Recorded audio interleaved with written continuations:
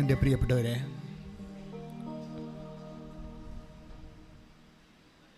ഉടമ്പടി പെട്ടെന്ന് പൂത്ത് കായ്ക്കാൻ അതിൻ്റെ മുന്നൊരുക്കങ്ങൾ നമ്മൾ കുറച്ചുകൂടി ശ്രദ്ധിക്കുന്നത് നല്ലതായിരിക്കും. ഇപ്പം ചിലർക്ക് ഉടമ്പടി എന്തുകൊണ്ടാണ് ലാഗ് ചെയ്യണത്?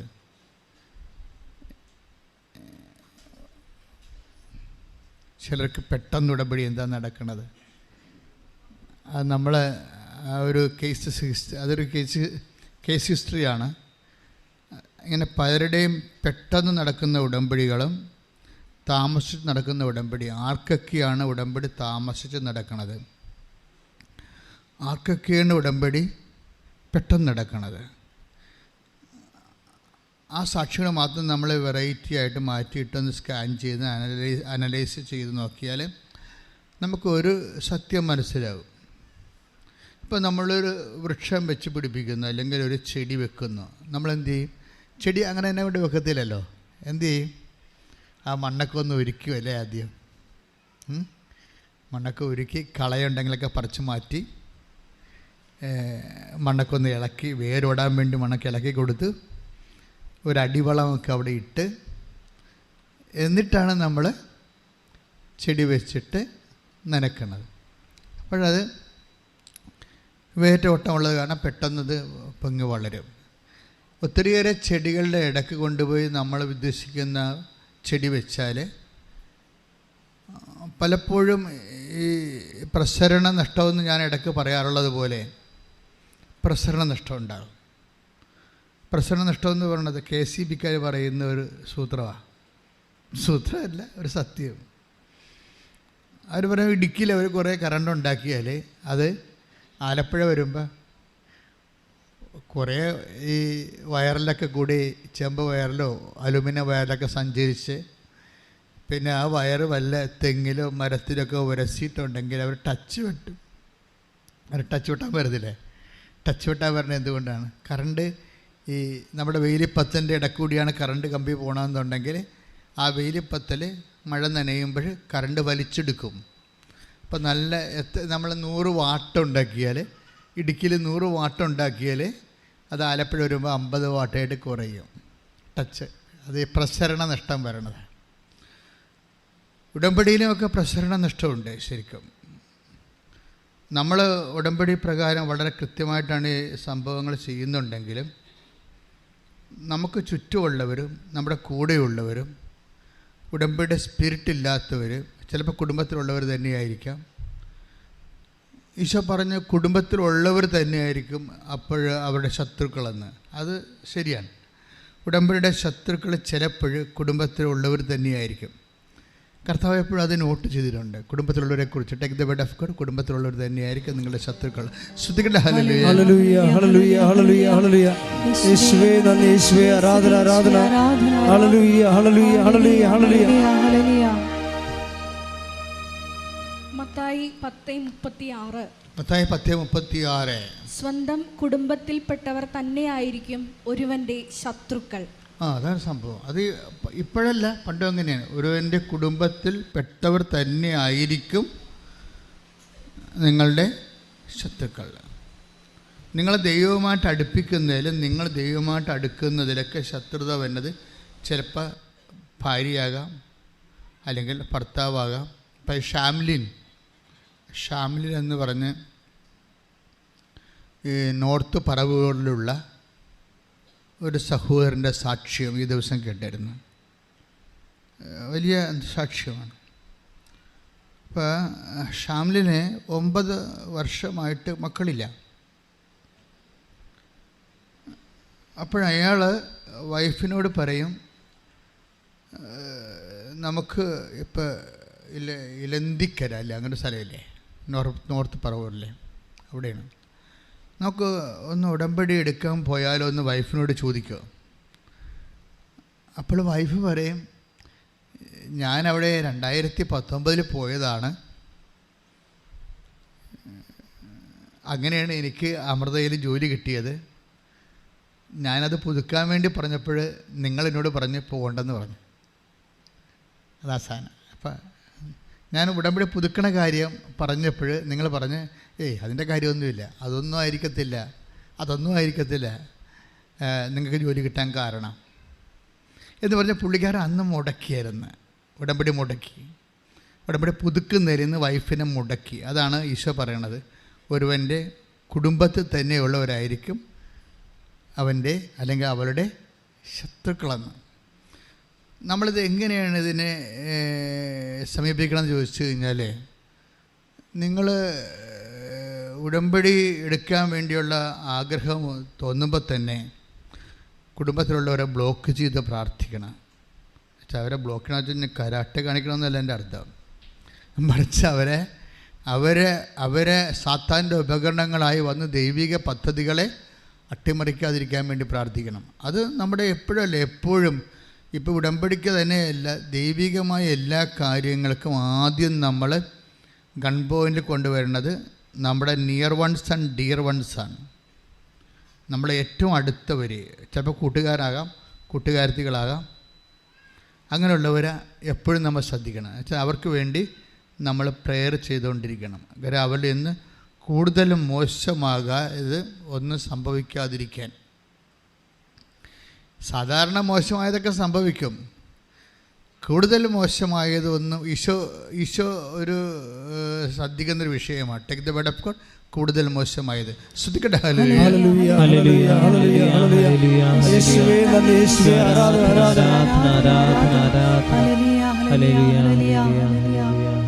യോഹന്നാൻ 5:14 കൂടുതൽ മോശമായതൊന്നും സംഭവിക്കാതിരിക്കാൻ കൂടുതൽ മോശമായത് ഒന്നും സംഭവിക്കാതിരിക്കാൻ മേലിൽ പാപം ചെയ്യരുത്. ഇപ്പൊ തിന്മയുടെ ശക്തികളുമായിട്ടൊരു കോംപ്രമൈസ് ചെയ്തെന്നാ പറയണത്. തിന്മയുടെ ശക്തികളുമായിട്ട് നിങ്ങൾക്ക് കൂടുതൽ തട്ടുകേടുണ്ടാകാതിരിക്കാൻ വേണ്ടി ഇങ്ങനെയുള്ള വ്യക്തികളുമായിട്ട് കൂടുതൽ അടുപ്പം കാണിച്ച് അവരോട് ചോദിച്ച് അവരുടെ ആഗ്രഹങ്ങൾ മനസ്സിലാക്കി അവരുടെ ഒപ്പം ഒഴുകരുത്. ചിലപ്പോൾ വിട്ടു പോരേണ്ടി വരും. അത് 2 കൊരിന്ത്യൻസിലെ 2 കൊരിന്ത്യൻസ് 6:17 എടുത്ത് ശ്രുതികട്ടെ. ഹല്ലേലൂയ, ഹല്ലേലൂയ, ഹല്ലേലൂയ, ഹല്ലേലൂയ, ഹല്ലേലൂയ, ഹല്ലേലൂയ. യേശുവേ നന്ദി, യേശുവേ ആരാധന. ഹല്ലേലൂയ, ഹല്ലേലൂയ. 2 കൊരിന്ത്യൻസ് 6:17 ആകയാൽ നിങ്ങൾ അവരെ വിട്ട് ഇറങ്ങി വരികയും അവരിൽ നിന്ന് വേർപിരിയുകയും ചെയ്യുവിൻ എന്ന് കർത്താവ് അരുളി ചെയ്യുന്നു. അശുദ്ധമായതൊന്നും നിങ്ങൾ തൊടുകയും അരുത്. അപ്പോൾ ഒരു വേർപാട് നമ്മളെപ്പോഴും ശ്രദ്ധിക്കണം. ഉടമ്പടി ഒരു വലിയ വിഷയമാണ്. നമ്മൾ ദൈവമായിട്ട് ഈ ജീവിതത്തിൽ ഒരു കാലത്തും ഇല്ലാത്ത പോലെയുള്ള വലിയ ബന്ധത്തിലേക്ക് വരികയാണ്. അപ്പോഴേ കളകളെയൊക്കെ നമ്മൾ പറിച്ചു മാറ്റണം. അതാണ് പൗലോസ് അപ്പോസ്തലൻ പറയണത്. നിങ്ങൾ അവരെ 2 കൊരിന്ത്യൻസ് 6:17 ഒന്നിനു വായിച്ചേ. ആകയാൽ നിങ്ങൾ അവരെ വിട്ട് ഇറങ്ങി വരികയും അവരിൽ നിന്ന് വേർപിരിയുകയും ചെയ്യുവിൻ എന്ന് കർത്താവ് അരുളി ചെയ്യുന്നു. അപ്പം ചില കൂട്ടുകെട്ടുകളിൽ നിന്നും ഒക്കെ നമ്മൾ ഒരു വേർപാട് കീപ്പ് ചെയ്ത് വേർപാട് ജീവിതം എന്ന് പറയും. ഉടമ്പടിക്കാലത്ത് ഒരു വേർപാട് കാണിക്കണം. കാര്യം അല്ലെന്നുണ്ടെങ്കിൽ അവരുടെ വൈറസ് നമ്മളിലേക്ക് കയറും. ഇത് നമ്മളെ ഡൗൺ ആക്കി കളയും. ഇപ്പോൾ കണ്ട ഇപ്പോൾ എന്താ ഷാംലിൻ്റെ വീട്ടിലെന്താ സംഭവിച്ചത്? അവർക്ക് ജോലിയില്ലാതിരുന്ന് അവർ രഹസ്യമായിട്ട് ഭർത്താവിനെ അറിയാതെ ഇവിടെ നിന്ന് ഉടമ്പടി എടുത്തു. പക്ഷേ ഉടമ്പടി അവർക്ക് ജോലി ഉടനെ കിട്ടി. ഇന്നും ആ ജോലി പോയിട്ടില്ല. പക്ഷേ ഉടമ്പടി പുതുക്കാൻ ഹസ്ബൻഡിനോട് ചോദിക്കാൻ പറയും, അതിൻ്റെ ആവശ്യമൊന്നുമില്ലെന്ന് പറയും. അപ്പോൾ ഹസ്ബൻഡിന് വേണ്ടി നമ്മൾ നിരന്തരം പ്രാർത്ഥനയുടെ സബ്ജക്റ്റാക്കി മാറ്റണം. ചിലപ്പോൾ കുറച്ച് സമയം എടുക്കുന്നേ ഉള്ളൂ.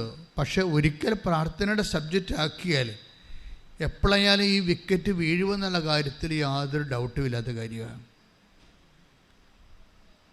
കാര്യം ഇപ്പം തന്നെ ആദ്യത്തെ ഉടമ്പടി എടുക്കുന്നത് ആരുമായിട്ടാണ്? ദൈവം എബ്രാഹുമായിട്ടാണ് ഉടമ്പടി എടുക്കുന്നത്, അല്ലേ? ആദ്യത്തെ ഉടമ്പടി ദൈവം, ഇപ്പം നമ്മൾ നോഹയുടെ ഉടമ്പടി കഴിഞ്ഞാൽ ഇപ്പം 4ാമത്തെ ഉടമ്പടി, അത് എദനിക് ഉടമ്പടി, അഡമിക് ഉടമ്പടി, നൗഹായിൻ ഉടമ്പടി. അത് കഴിഞ്ഞിട്ട് പിന്നീട് വരുന്നതാണ് എബ്രാഹിമിക് ഉടമ്പടി വരേണ്ടത്. 4ാമത്തെ ഉടമ്പടിയാണ് ദൈവം എടുക്കുന്നത് എബ്രാഹുമായിട്ട്. ഈ എബ്രാഹുമായിട്ട് ഉടമ്പടിയുടെ സമയം വരുമ്പോൾ ആ ഉടമ്പടിയിൽ ഇതുപോലൊരു പ്രശ്നമുണ്ട്. എന്താണ് പ്രശ്നം? ആ ഉടമ്പടി ചെയ്തുകൊണ്ടിരിക്കുന്ന സമയത്ത്, എബ്രാഹുമായിട്ട് ദൈവം ഉടമ്പടി ചെയ്തുകൊണ്ടിരിക്കുന്ന സമയത്ത് വൈഫ് ചിരിക്കും. അതാണ് കുഴപ്പം.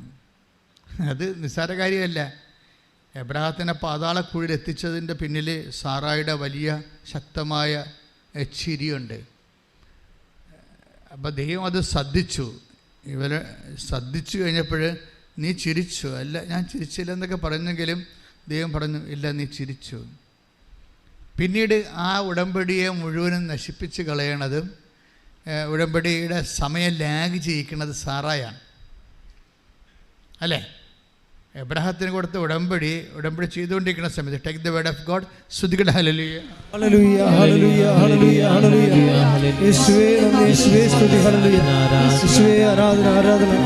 ഉൽപ്പത്തി 18:11 മുതലുള്ള തിരുവചനങ്ങൾ. അബ്രാമും സാറായും വൃദ്ധരായിരുന്നു. അവർക്ക് ഗർഭധാരണ പ്രായം കഴിഞ്ഞിരുന്നു. അതിനാൽ സാറ ഉള്ളിൽ ചിരിച്ചുകൊണ്ട് പറഞ്ഞു, എനിക്ക് പ്രായമേറെയായി, ഭർത്താവും വൃദ്ധനായി, എനിക്കിനി സന്താന സൗഭാഗ്യം ഉണ്ടാകുമോ? കർത്താവ് അബ്രാഹത്തോട് ചോദിച്ചു, വൃദ്ധയായ തനിക്കിനി കുഞ്ഞുണ്ടാകുമോ എന്ന് ചോദിച്ച് സാറ ചിരിച്ചതെന്തുകൊണ്ട്? കർത്താവിന് കഴിയാത്തത് എന്തെങ്കിലുമുണ്ടോ? നിശ്ചിത സമയത്ത് വസന്തത്തിൽ ഞാൻ നിൻ്റെ അടുത്ത് തിരിച്ചു വരും, അപ്പോൾ സാറായ്ക്ക് ഒരു മകനുണ്ടായിരിക്കും. അതൊരു വാഗ്ദാനമാണ്. ഉടമ്പടി 3 തരത്തിലാണ് നമുക്ക് കിട്ടുന്നത്. ഒന്ന് വാഗ്ദാനമായിട്ട് കിട്ടും, പിന്നെ ചട്ടമായിട്ട് കിട്ടും, പിന്നെ നിയമമായിട്ട് കിട്ടും. ഇപ്പം നിങ്ങൾ കർത്താവിൻ്റെ വചനത്തിലുള്ള ഒരു വചനം നീ അത് പാലിക്കണം എന്ന് വിചാരിച്ചോ. കർത്താവിൻ്റെ ഒരു നിയമം നീ പാലിക്കുകയാണ്. അവിടെ നീ ഓട്ടോമാറ്റിക്കായിട്ട് കൃപാസനത്തിൽ വന്നില്ലെങ്കിലും നീ ഉടമ്പടിയിലായി. ഉടമ്പടിക്ക് 3 ഫോംസ് ഉണ്ട്. ഒന്ന് നിയമം, റൂൾസ്, പിന്നെ ചട്ടം, റെഗുലേഷൻസ്. ഇതുപോലെ തന്നെയാണ് നിയമവും ചട്ടവും പിന്നെ പ്രോമിസ്. കർത്താവിൻ്റെ വാഗ്ദാനങ്ങൾ വിശ്വസിച്ച് കഴിയുമ്പോൾ നമ്മൾ ഉടമ്പടിയിലായി. കർത്താവിൻ്റെ വാഗ്ദാനത്തിൽ നമ്മൾ വിശ്വസിച്ച് കഴിഞ്ഞാൽ ഉടനെ നമ്മൾ ഉടമ്പടിയിലായി. കർത്താവിൻ്റെ നിയമം നമ്മൾ അനുഷ്ഠിച്ചു കഴിഞ്ഞാൽ നമ്മൾ ഉടമ്പടിയിലായി. കർത്താവിൻ്റെ ചട്ടങ്ങൾ, ഈ നിയമങ്ങളും ചട്ടങ്ങളൊക്കെ ആയിട്ട് വ്യത്യാസമുണ്ടേ. അപ്പോൾ നമുക്കൊരു take the word of God ശ്രദ്ധിക്കട്ടെ മക്കളെ. ഹല്ലേലൂയ, ഹല്ലേലൂയ, ഹല്ലേലൂയ, ഹല്ലേലൂയ. യേശുവേ ആരാധന, ആരാധന, ആരാധന. ഹല്ലേലൂയ, ഹല്ലേലൂയ, ഹല്ലേലൂയ, ഹല്ലേലൂയ. യേശുവേ നന്ദി, യേശുവേ സ്തുതി, ഹല്ലേലൂയ. സങ്കീർത്തനം 105:9. സങ്കീർത്തനം 105:9 ശ്രദ്ധിക്കട്ടെ. ഹല്ലേലൂയ, ഹല്ലേലൂയ, ഹല്ലേലൂയ, ഹല്ലേലൂയ. ആരാധന, ആരാധന യേശുവേ, ആരാധന, ആരാധന, ആരാധന യേശുവേ, ആരാധന. 105 സങ്കീർത്തനം 9 തിരുവചനം. അബ്രാഹത്തോട് ചെയ്ത ഉടമ്പടി. ഏറ്റു പറഞ്ഞ്, അബ്രാഹത്തോട് ചെയ്ത ഉടമ്പടി, അബ്രാഹത്തോട് ചെയ്ത ഉടമ്പടി ഇസ്ഹാക്കിന് ശപഥപൂർവം നൽകിയ വാഗ്ദാനം തന്നെ. കണ്ടില്ലേ? ഉടമ്പടി ഒരേ സമയം തന്നെ അബ്രാഹത്തോട്, ഇപ്പം സങ്കീർത്തനം 105:9 ഏറ്റു പറഞ്ഞ അബ്രാഹത്തോട് ചെയ്ത ഉടമ്പടി, ഇസ്ഹാക്കിനോട് ശപഥപൂർവം ചെയ്ത വാഗ്ദാനം തന്നെ. ഇപ്പം ഉടമ്പടി ഒരു നിയമമാണ്. അതേസമയം തന്നെ അതിൽ തന്നെ ആ നിയമം നമ്മൾ അനുസരിക്കുമ്പോൾ നമ്മൾ ഉടമ്പടിയിലായി. ഇപ്പം കാത്തലിക്സിന് കറക്റ്റായിട്ട് സഭാ നിയമമുണ്ട്. ഞായറാഴ്ച ദേവാലയത്തിൽ പോകണം, കർത്താവിൻ്റെ ദിവ്യവിരുന്നിൽ പങ്കെടുക്കണം. അത് നിയമമാണ്. ആ നിയമം പാലിച്ചു കഴിയുമ്പോൾ അവർ ഉടമ്പടിയിലാണ്. അപ്പം അവർ ഉടമ്പടിയിലായി. ഇതുപോലെ ഓരോ ദൈവത്തിൻ്റെ കൽപ്പനകൾ എന്ത് തന്നെയാണ്. ഇപ്പം മാതാപിതാക്കന്മാരെ ബഹുമാനിക്കണം. നമ്മുടെ മാതാപിതാക്കന്മാരോട് ആദരവ് കാണിച്ചു കഴിഞ്ഞാൽ അപ്പം നമ്മൾ ദൈവമായിട്ട് ഉടമ്പടിയിലായി. ഇങ്ങനെ ഓരോ കാര്യവും നമ്മൾ ദൈവത്തിൻ്റെ ആ ഉടമ്പടി ഒരു ജീവിതമാണ്. ശരിക്കും പറഞ്ഞാൽ ജീവിതക്രമമെന്ന് പറയാൻ പറ്റത്തില്ല. ഉടമ്പടി ഒരു ജീവിതമാണ് ശരിക്കും. എന്നുവെച്ചാൽ നിങ്ങൾ ഇതൊക്കെ ചെയ്യുമ്പോൾ ഇതൊക്കെ നിങ്ങൾ ചെയ്യുന്നവരാണ്, ചെയ്യാത്തവരല്ല. പക്ഷേ ഇത് ഉടമ്പടിയാണ് നിങ്ങൾക്ക് അറിയത്തില്ല. മനസ്സിലായില്ലേ? അപ്പം അതുകൊണ്ട് അത് അറിഞ്ഞിട്ട് അത് ദൈവസ്നേഹത്തോടെയാണ് ഇത് നമ്മൾ ചെയ്യുമ്പോൾ നമുക്ക് ഉടമ്പടിയുടെ റിട്ടേൺസ് കിട്ടും. ഞാനത് ചെയ്യണത് ദൈവസ്നേഹത്തോടെയാണ്. ദൈവവും ഞാനും തമ്മിൽ ഉടമ്പടി പാലിച്ച് ദൈവവും ഞാനും തമ്മിൽ ആന്തരികമായ ആത്മബന്ധത്തിലാണ് ഇപ്പോൾ ജീവിക്കുന്നത്. അത് ജീവിക്കാൻ വേണ്ടിയാണ് ഞാൻ ഈ ആചാരം അനുഷ്ഠിക്കുന്നത്. അപ്പോൾ ഇങ്ങനെ ഓരോ കാര്യവും ദൈവസ്നേഹത്തിൽ എൻ്റെ ചട്ടങ്ങളുണ്ട്. ശ്രുതിക്കട്ടെ മക്കളെ.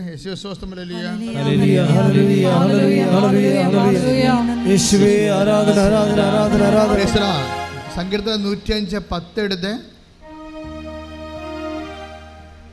അവിടുന്ന് അത് യാക്കോബിന് ഒരു ചട്ടമായും ഇസ്രായേലിന് ശാശ്വതമായ ഒരു ഉടമ്പടിയായും സ്ഥിരീകരിച്ചു. അപ്പോൾ ഇതെല്ലാം ഒന്ന് തന്നെയാണ്. ചട്ടം എന്ന് പറയുന്നത് എന്താ? റെഗുലേഷൻസ്. നിയമം എന്ന് പറയുന്നത് എന്താ? റൂൾസും റെഗുലേഷൻസും.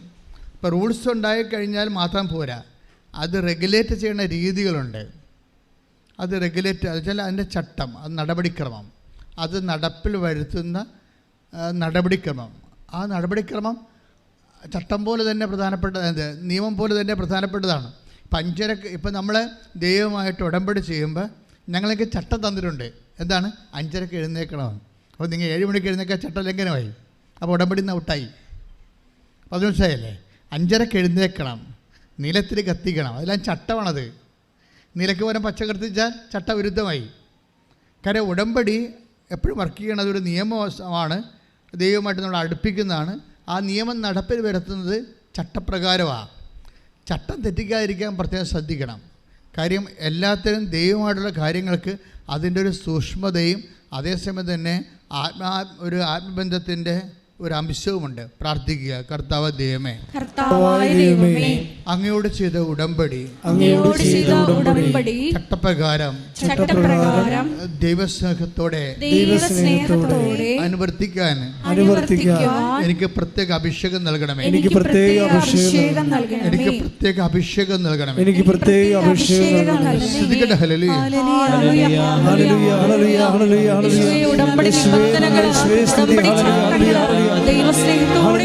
ഉടമ്പടിയിലും നമ്മൾ ഉപ്പ് ഉപയോഗിക്കുന്നുണ്ടല്ലേ? പ്രധാനപ്പെട്ട സ്ഥലങ്ങളിലെല്ലാം നമ്മളുടെ കയ്യിൽ നിന്ന് പോകുന്ന സ്ഥലങ്ങളിൽ, നമുക്ക് മെരിട്ട് പോകുന്ന സ്ഥലങ്ങളാണ് ദൈവത്തിൻ്റെ അധികാരത്തിൽ കൊണ്ടുവരുന്നത്. ഉപ്പ് എന്തിനാണ് ഉപ്പ് ഉപയോഗിക്കുന്നത്? ഉടമ്പടി വസ്തുക്കളിൽ നിന്ന് ഉപ്പ് നീക്കം ചെയ്യരുതെന്ന് കർത്താവിൻ്റെ വചനത്തിലുള്ളതാണ്. ഉപ്പ് ഉടമ്പടി വസ്തുക്കളിലെ ഉപ്പുള്ള വസ്തുക്കൾ ആരുടെ അവകാശമാണ്? ലേവ്യൻ്റെ അവകാശമാണ്. ലേവ്യ ആരുടെ അവകാശമാണ്? കർത്താവിൻ്റെ അവകാശമാണ്. അപ്പോൾ നമുക്ക് അവകാശം നഷ്ടപ്പെടുക, നമുക്ക് മെരിട്ട് നഷ്ടപ്പെടുക, അവിടെ നമ്മൾ കർത്താവിൻ്റെ അവകാശമാക്കി അതിനെ പ്രഖ്യാപിക്കും. അതിൻ്റെ പ്രയോഗം എന്ന് പറയുന്നത് വെറുതെ ഉപ്പിടാൻ പറ്റത്തില്ല. വിശ്വാസ പ്രമാണം ചൊല്ലിയിടേണ്ടി വരും. വിശ്വാസ പ്രമാണം ചൊല്ലിയിടേണ്ട, അതാണ് എൻ്റെ ചട്ടമെന്ന് പറയുന്നത്. അപ്പോൾ ഇതെല്ലാം ശ്രദ്ധിച്ചാണ് നിങ്ങൾ ഇപ്പോൾ സംഖ്യ പുസ്തകത്തെ 9:11 ശ്രദ്ധിക്കട്ടെ. ഹല്ലേലൂയ ഹല്ലേലൂയ ഹല്ലേലൂയ ഹല്ലേലൂയ ഹല്ലേലൂയ. യേശുവേ ആരാധന ആരാധന ആരാധന ആരാധന. യേശുവേ മഹത്വം മഹത്വം മഹത്വം മഹത്വം. ഹല്ലേലൂയ ഹല്ലേലൂയ ഹല്ലേലൂയ ഹല്ലേലൂയ. സംഖ്യ 9:11. 2-ാം മാസം 14-ാം ദിവസം വൈകുന്നേരം അവർ അത് ആചരിക്കണം. പെസഹ ആചരിക്കണെ കുറിച്ച് നിയമമാണ് പറഞ്ഞിരിക്കുന്നത്. നിയമം പറഞ്ഞോളൂ. പുളിപ്പില്ലാത്ത അപ്പവും കൈപ്പുള്ള ഇലയും കൂട്ടി പെസഹ ഭക്ഷിക്കണം. അത് നിയമമാണ്. ഉടമ്പടി ഒരു നിയമമാണ്. ഇനി നടപ്പിൽ വരുത്തുന്ന വിഷയം വേറെയാണ്. അതറിയണമെങ്കിൽ പുറപ്പാട് 12:11 എടുത്തേ. ശ്രദ്ധിക്കട്ടെ. ഹല്ലേലൂയ ഹല്ലേലൂയ ഹല്ലേലൂയ ഹല്ലേലൂയ ഹല്ലേലൂയ ഹല്ലേലൂയ ഹല്ലേലൂയ യേശുവേ ആരാധന ആരാധന ആരാധന ആരാധന ആരാധന. പുറപ്പാട് 12:11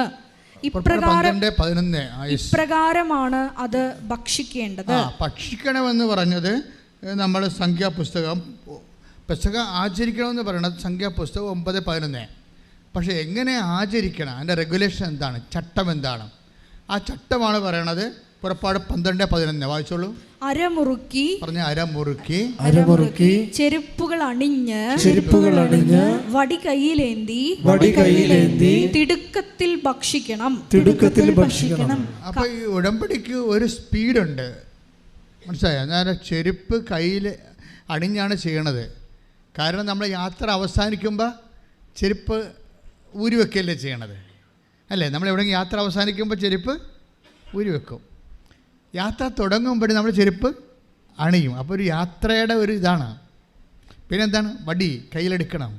പിന്നെന്താണ്? തിടുക്കത്തിൽ കഴിക്കണം. സ്പീഡാണ്.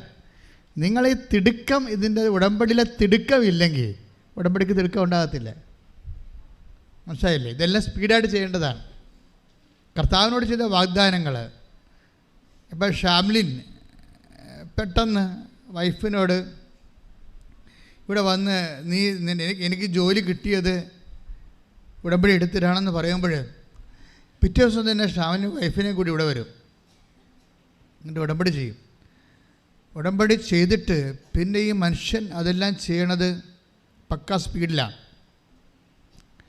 പുള്ളിക്കാരൻ രാവിലെ പ്രത്യക്ഷീകരണ പ്രാർത്ഥന കറക്റ്റ് 5:30 അതിൻ്റെ ചുറ്റുവട്ടങ്ങളെല്ലാം ക്ലിയർ ചെയ്ത് നിങ്ങളെന്താ ചെയ്യണമെന്ന് വെച്ചാൽ 5:30 എഴുന്നേറ്റ് ഇങ്ങനെ വർക്കപ്പിച്ചിനാണ് പല ആൾക്കാരും പ്രത്യക്ഷീകരണ പ്രാർത്ഥന ചെല്ലണത്.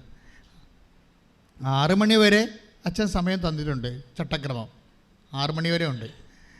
അപ്പോൾ 5:30 എഴുന്നേറ്റ് ഫ്രഷായി പതുക്കെ വന്ന് 6 മണിക്കുള്ളിലാണ് അത് ചെയ്ത് തീർക്കേണ്ടത്. അത് കറക്റ്റ് ചെയ്യണം. നമ്മുടെ ലൈഫ് തന്നെ അത് മാറ്റും. നിങ്ങൾ ആദ്യത്തെ 2-3 ദിവസമൊക്കെ കറക്റ്റായിട്ട് ചെയ്യും. പിന്നെ തോന്നുമ്പോൾ എഴുന്നേക്കും, തോന്നുമ്പോൾ കിടക്കും. ഈ തോന്നുമ്പോൾ കിടക്കുന്നപ്പോൾ തന്നെ നിങ്ങളുടെ ലൈഫ് പകുതിയോളം പോയെന്ന് പറയാം. കാര്യം മനുഷ്യനാണെങ്കിൽ കിടക്കുന്നതിനൊക്കെ സമയമുണ്ട്, അല്ല വേറെ വല്ല ജീവിയാണെങ്കിൽ ഒന്നും പറഞ്ഞിട്ട് കാര്യമില്ല. ഒരു 10 മണിക്ക് മുമ്പ് തന്നെ ജീവിതത്തോട് ഉത്തരവാദിത്വം ഉള്ളവർ 10 മണിക്ക് തന്നെ കിടന്നിരിക്കണം. ഒരു ഉത്തരവാദിത്വം വരെ തിരക്കാനും ചോദിക്കാനും പറയാനും ആരുമില്ല. അമ്പലക്കാള പോലെ ഇങ്ങനെ അഴിച്ചിട്ടിരിക്കുക വളർത്തണ പാർട്ടിയാണെങ്കിൽ ഇഷ്ടമുള്ളപ്പോൾ കിടന്നാൽ മതി. പക്ഷേ നിങ്ങൾക്ക് രാവിലെ എഴുന്നേൽക്കണമെന്നുണ്ടെങ്കിൽ ദൈവത്തിൻ്റെ സമയമാണ് രാവിലെ ഉള്ളത്. അത് കൃത്യമായിട്ട് കൊടുക്കണമെന്നുണ്ടെങ്കിൽ നിങ്ങൾ കൃത്യമായിട്ട് കിടക്കണം. അപ്പം അതുകൊണ്ട് ആ സമയത്ത് എഴുന്നേറ്റ് കറക്റ്റ് 5:30 എഴുന്നേറ്റ് ഫ്രഷായി പതുക്കെ വന്ന് ഇപ്പോൾ എന്താ ഈ നോൺ ക്രിസ്ത്യൻസ് ലീഡ് ചെയ്യാൻ കാരണം എന്താ? ചട്ടം സംഭവം കൃത്യം. അത് കാത്തലിക്സിനേക്കാൾ ഉടമ്പടി ചട്ടമായിട്ട് ചെയ്യണത് നോൺ ക്രിസ്ത്യൻസാണ്. സംശയമില്ല. സാക്ഷ്യത്തിൻ്റെ ഇടിവിട്ട് സാക്ഷ്യം പിന്നെ അവരിൽ നിന്നല്ലേ. അതിൻ്റെ കാരണം ഇതാണ്. ചെയ്യണ കാര്യങ്ങൾ വെട്ടിപ്പും മേനയുമായിട്ട് അങ്ങോട്ട് കൃത്യമായിട്ട് അങ്ങോട്ട് ചെയ്യും. ഇത് ചെയ്താൽ മതിയല്ല എന്നല്ല. ഇപ്പം തന്നെ ഈ ഷാമിലിന് എന്താ സംഭവിക്കുന്നത്? അവനത് വൈഫ് ഇവിടെ വന്ന് മാതാവിനോട് സോറി പറയാം. ആദ്യം എൻ്റെ വൈഫിനെ ഞാൻ പുതുക്കാൻ വിടാഞ്ഞത് സോറി പറയും. എനിക്കറിയത്തില്ല അമ്മ ഇങ്ങനെയൊക്കെയാണ് കാര്യങ്ങളെന്ന് അറിയത്തില്ല.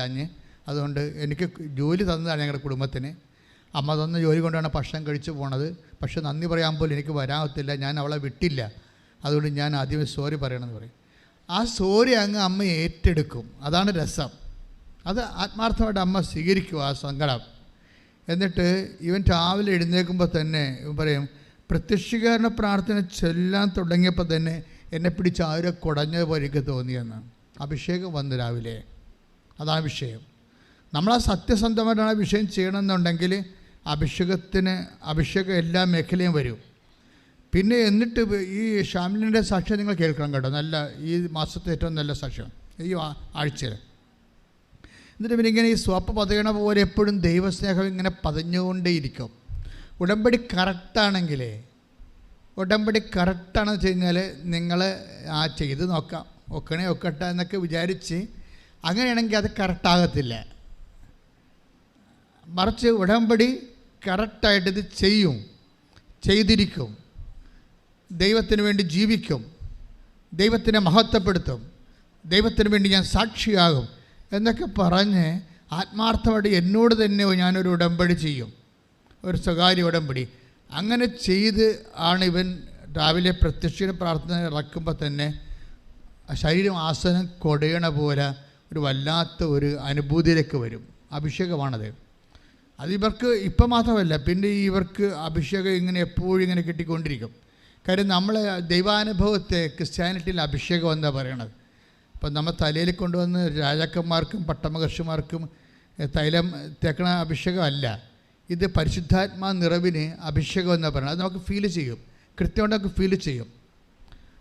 അപ്പോൾ ഈ ഫീൽ ചെയ്യുന്ന സമയത്ത് ഈ ദൈവസ്നേഹം ഇങ്ങനെ നുരഞ്ഞ് പതഞ്ഞ് കയറുമ്പോൾ എന്ത് ചെയ്യുന്ന വെച്ചാൽ ദൈവത്തിന് വേണ്ടി ജീവിക്കണം. ഈ ഷാവിൻ്റെ മനസ്സിൽ പരിശുദ്ധാത്മാവ് കൊടുക്കുന്ന ഒരു ത്വരയാണ്, ദൈവത്തിന് വേണ്ടി ജീവിക്കണം. അപ്പോൾ കൊടുങ്ങല്ലൂർ അമ്പലത്തിൻ്റെ 4 സൈഡിലുള്ള റോഡുകളിലൊക്കെ ഇവൻ കൊണ്ടളന്ന് ഈ കൃപാസനം പത്രം പ്രേക്ഷിതനായിട്ട് വിതരണം ചെയ്യും.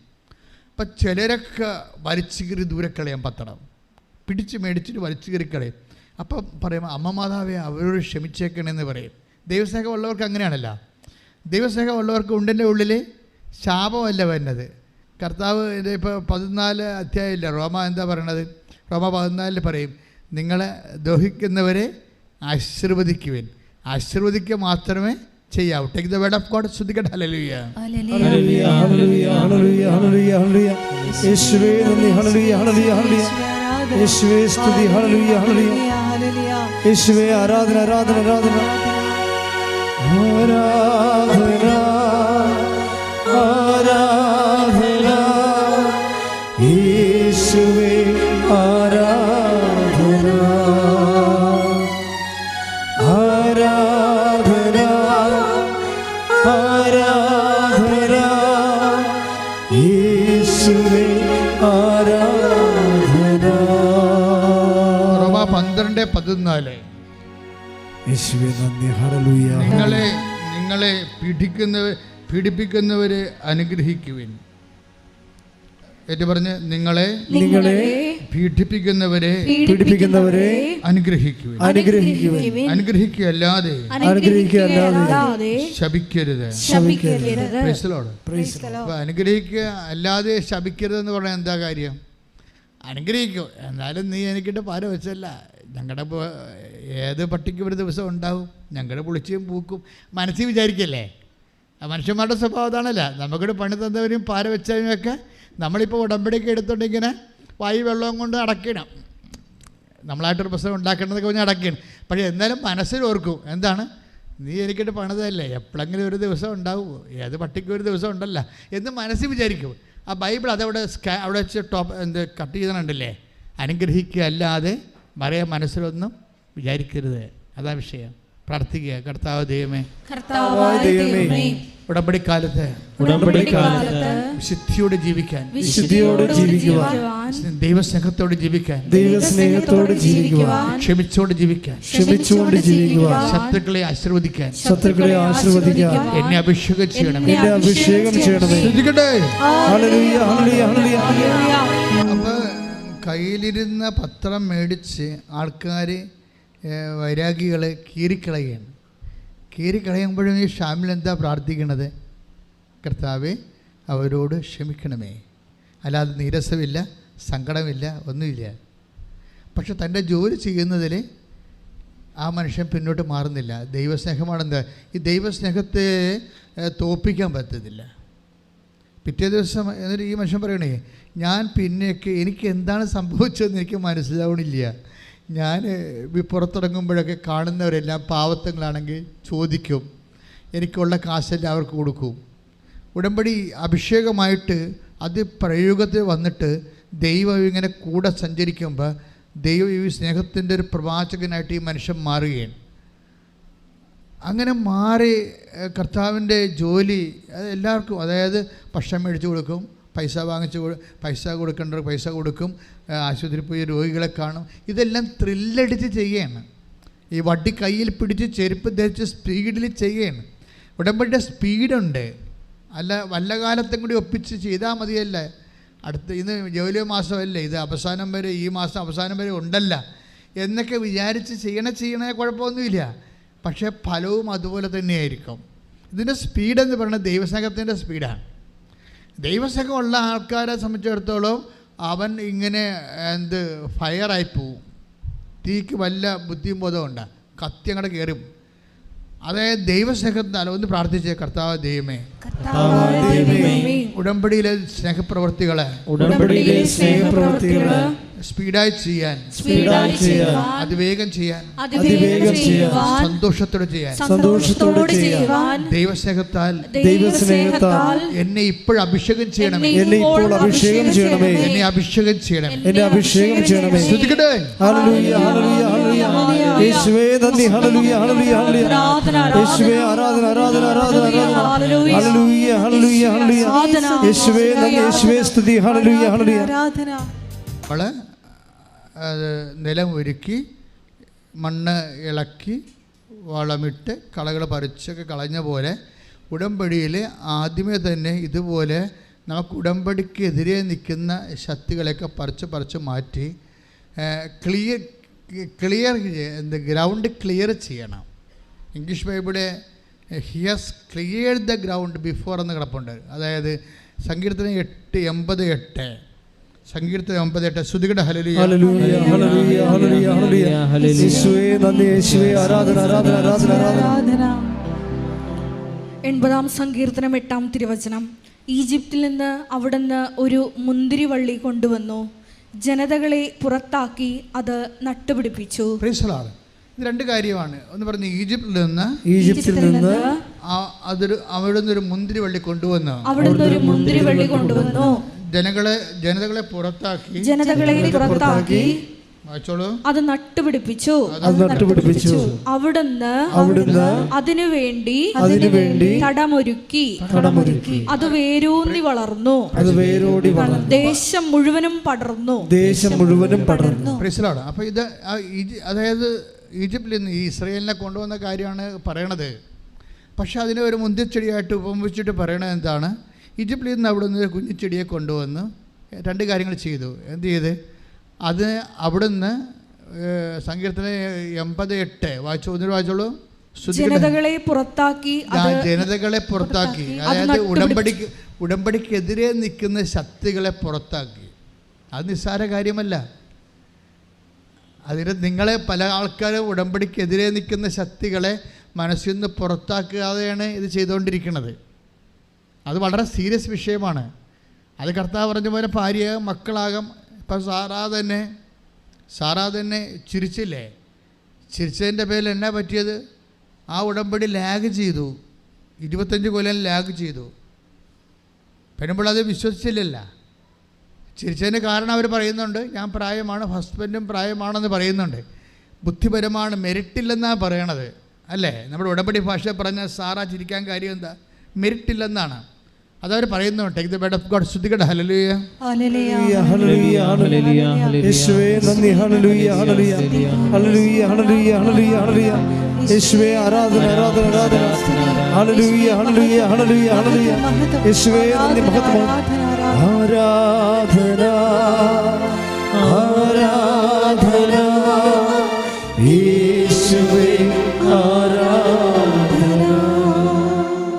ഉൽപ്പത്തി 18:12. ഉൽപ്പത്തി 18:12. അതിനാൽ സാറ ഉള്ളിൽ ചിരിച്ചുകൊണ്ട് പറഞ്ഞു. ഓക്കെ, ഇതാ ഒന്ന് പറഞ്ഞ. അതിനാൽ സാറ ഉള്ളിൽ ചിരിച്ചുകൊണ്ട് പറഞ്ഞു. എനിക്ക് പ്രായമേറെയായി. അവർ ചിരിക്കാൻ കാരണം എന്താണ്? എനിക്ക് പ്രായം ഏറെയായി. അവർ മെരിറ്റ് ഇല്ലെന്ന് അവർ പറയണത്. ബൈബിളിന് എപ്പോഴും നമ്മൾ ഉടമ്പടിയിൽ എപ്പോഴും മെരിറ്റോ ഡീമെരിറ്റോ നോക്കത്തുള്ളൂ. സാറ എന്താ ചിരിക്കാൻ കാരണം?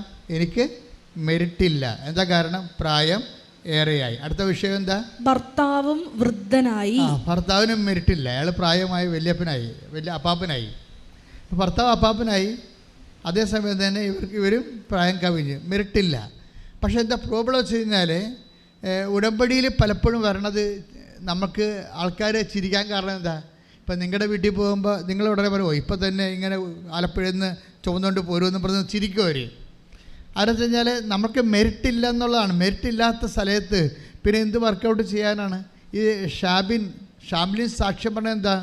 ഒരു കുഞ്ഞ് കിട്ടാൻ വേണ്ടി ഞങ്ങൾ കല്യാണം കഴിച്ചിട്ട് 9 കൊല്ലമായി.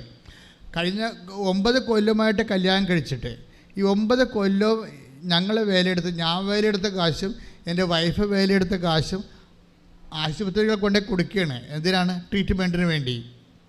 അത് അവർ കുഞ്ഞുണ്ടാകാൻ വേണ്ടി ട്രീറ്റ്മെൻറ്റിന് വേണ്ടി ഓരോ തരം ആശുപത്രി ചെല്ലുമ്പോൾ ഓരോ സൂപ്പർ സ്പെഷ്യാലിറ്റിക്കാർ പറയുന്ന അനുസരിച്ച് ഓരോ കാര്യങ്ങൾ ചെയ്ത് ഞങ്ങളുടെ 5 കാലണയില്ലേ ഇപ്പം. കാര്യം 9 കൊല്ലത്തെ ജോലി കാശെല്ലാം ഈ മക്കളുണ്ടാകാൻ വേണ്ടി ട്രീറ്റ് ചെയ്ത് തീർന്നു. അപ്പം അങ്ങനെ തീരുകയാണ്. അതുപോലൊരു അവസ്ഥയാണ് ഈ അബ്രഹാത്തിൻ്റെ അവസ്ഥയും. സാറ ചിരിക്കാൻ കാരണമെന്നാണ്, അവിടെ മെരിറ്റ് തീർന്നു. പണവും ഒരു മെരിറ്റാണ്, അത് തീർന്നു. ചികിത്സിക്കാനുള്ള കാശ് തീർന്നു. പിന്നെ എന്താ അവർക്ക് തീർന്നത്? അവർക്ക് ഇനി കുട്ടികൾ ഉണ്ടാവത്തില്ല എന്നുള്ള ജനിതകമായിട്ട് തന്നെ ഡോക്ടർ സർട്ടിഫൈഡ് ആയിട്ട് കുട്ടികളില്ല, ഉണ്ടാവത്തില്ലെന്നായി. അപ്പം തീർന്നു. അപ്പോൾ സ്വാഭാവികമായിട്ട് ഇനിയിപ്പോൾ ഇതെല്ലാം കഴിഞ്ഞ് സൂപ്പർ സ്പെഷ്യാലിറ്റിയിൽ ഏറ്റവും ടോപ്പായിട്ടുള്ള സയൻറ്റിസ്റ്റുകൾ തന്നെ പറഞ്ഞിരിക്കുന്ന മക്കളില്ലെന്ന് പറഞ്ഞു കഴിഞ്ഞാൽ പിന്നെ ഉടമ്പടി എടുക്കുമ്പോൾ എങ്ങനെ മക്കളുണ്ടാകും? അപ്പോൾ സ്വാഭാവികം കേൾക്കുന്നവർ ചിരിക്കും അല്ലേ? അപ്പം സാറായുടെ ചിരി ഇപ്പോഴും ഉള്ളതാണ്. പക്ഷേ എന്താ പ്രശ്നം എന്ന് വെച്ച് കഴിഞ്ഞാൽ ഇവൻ ഉടമ്പടി എടുത്തു കഴിഞ്ഞപ്പോൾ ഇവന് ദൈവസ്നേഹം ഇങ്ങനെ നിറഞ്ഞില്ലേ? ദൈവസ്നേഹം നിറഞ്ഞിട്ട് ഉടമ്പടിയുടെ ചട്ടങ്ങൾ കൃത്യമായിട്ട് പാലിക്കുകയാണ്. അല്പം പോലും തെറ്റാതെ രോഗികളെ പോയി കാണുന്നു, അനാഥരെ പോയി കാണുന്നു. അതുപോലെ തന്നെ തെരുവിൽ നടക്കുന്ന ആൾക്കാരെ കാണുമ്പോൾ അങ്ങോട്ട് ചെന്ന് ചോദിക്കുന്നു, ഭക്ഷണം കഴിച്ചോ, പൈസ ഉണ്ടോ ചോദിക്കുന്നു, അവർക്കുള്ളത് പങ്കുവെക്കുന്നു. അങ്ങനെയൊക്കെ വന്നു കഴിഞ്ഞപ്പോൾ എന്നാ പറ്റുമെന്നറിയാമോ? 1 മാസത്തിനുള്ളിൽ വൈഫ് പ്രഗ്നൻ്റ് ആകുകയാണ് പെട്ടെന്ന്. അതായത് 9 കൊല്ലം ട്രീറ്റ് ചെയ്തിട്ട് നടക്കാഞ്ഞ കാര്യം ഉടമ്പടിയുടെ 1 മാസം കൊണ്ട് വൈഫ് പ്രഗ്നൻ്റ് ആവും. അപ്പോൾ ആ കുഞ്ഞിനെ കൊണ്ടുവന്നാണ് അവർ സാക്ഷ്യം പറയണത്. നമ്മുടെ മുമ്പിലുള്ള സാക്ഷ്യം അതാണ്. ഞാൻ എന്താ ഇത് പറയാൻ കാരണം വെച്ച് കഴിഞ്ഞാൽ നിങ്ങൾ ഉടമ്പടിയുടെ ഒരു നിലവാരം ഇതാണ്. പക്ഷെ നിങ്ങൾ പലപ്പോഴും ഉടമ്പടി പക്ക ഉഴപ്പിയാണ് ചെയ്യണത്. അതാണ് എൻ്റെ ഏറ്റവും വലിയ പ്രശ്നം. ചട്ടം പാലിക്കുന്നില്ല. ഉടമ്പടി എടുത്തു, അത്രയേ ഉള്ളൂ. പിന്നെ ഒരു പ്രത്യക്ഷനൊക്കെ പ്രാർത്ഥനയൊക്കെ ചെല്ലും, വേറെ ഒന്നും ചെയ്യത്തില്ല. വേറെ ഒന്നും ചെയ്യാത്ത വല്ല പ്രശ്നം. ഈ ഷാംല്യം പറയുന്ന വിഷയം, എനിക്ക് ഓരോ ദിവസവും ദൈവസ്നേഹം എൻ്റെ നിറഞ്ഞുകൊണ്ടേയിരുന്നു. ദൈവസ്നേഹത്തോടു കൂടിയാണ് ഞാനതൊക്കെ ചെയ്യണത്. ദൈവസ്നേഹത്തോടെയാണ് ഞാനതൊക്കെ ചെയ്യണത്. അപ്പോൾ ഇപ്പം ഞാൻ നിങ്ങളോട് പറയണ കാരണം നിങ്ങളിതൊക്കെ ചെയ്യുമായിരിക്കും. ചെയ്തിട്ട് കാര്യമൊന്നുമില്ല. ചെയ്യേണ്ടത് എപ്പോഴും ദൈവസ്നേഹത്തോടെ ചെയ്യണം. ദൈവസ്നേഹം ഒരു ഉമിനീര് പോലെയാണ്. നമ്മൾ ഭക്ഷണം കഴിക്കുന്നു, ഉമിനീരില്ലെങ്കിൽ ഉള്ള അവസ്ഥ എന്തായിരിക്കും? അതുപോലെ തന്നെ നമ്മൾ ഒരു പ്രേക്ഷിത പ്രവർത്തനങ്ങൾ ദൈവത്തിന് വേണ്ടി ചെയ്യുമ്പോൾ നിങ്ങൾ ഇൻസ്പെക്ട് ചെയ്ത് നോക്കണം. ഇത് I my do it with firm love, ഒരു നല്ല ദൈവസ്നേഹത്തോടെയാണോ ഞാനിത് ചെയ്യണത്? ഒന്ന് പ്രാർത്ഥിച്ചേ. കർത്താവ് ദൈവമേ, ഉടമ്പടി പാലിക്കാൻ ആവശ്യമായ ദൈവസ്നേഹത്താൽ എന്നെ അഭിഷേകം ചെയ്യണമേ. ഈ ദൈവസ്നേഹം നിറയണമെന്നെങ്കിൽ അധർമ്മത്തിൽ നിന്ന് നമ്മളിങ്ങനെ മാറേണ്ടി വരും. അധർമ്മ ജീവിതമില്ലേ? അധർമ്മം എന്ന് വെച്ചാൽ നീതികേട് കാണിക്കുന്ന ജീവിതമില്ലേ? നീതികേടെന്ന് വെച്ചാൽ നിയമം പാലിക്കാതിരിക്കുന്നതാണ് അനീതി എന്ന് പറയണത്. അവകാശങ്ങൾ നിഷേധിക്കുക. അവകാശങ്ങൾ നിഷേധിക്കുന്നതിന് പലപ്പോഴും അനീതിയായിട്ട് വരും.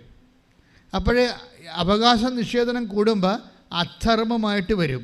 അധർമ്മം വർദ്ധിച്ചാൽ ദൈവസ്നേഹം തണുത്തു പോകും. Take the word of God. അധർമ്മം വർദ്ധിക്കുക. ശ്രദ്ധിക്കട്ടെ. ഹല്ലേലൂയ. 24:12 മത്തായി ഏറ്റു പറഞ്ഞ മത്തായി 24:12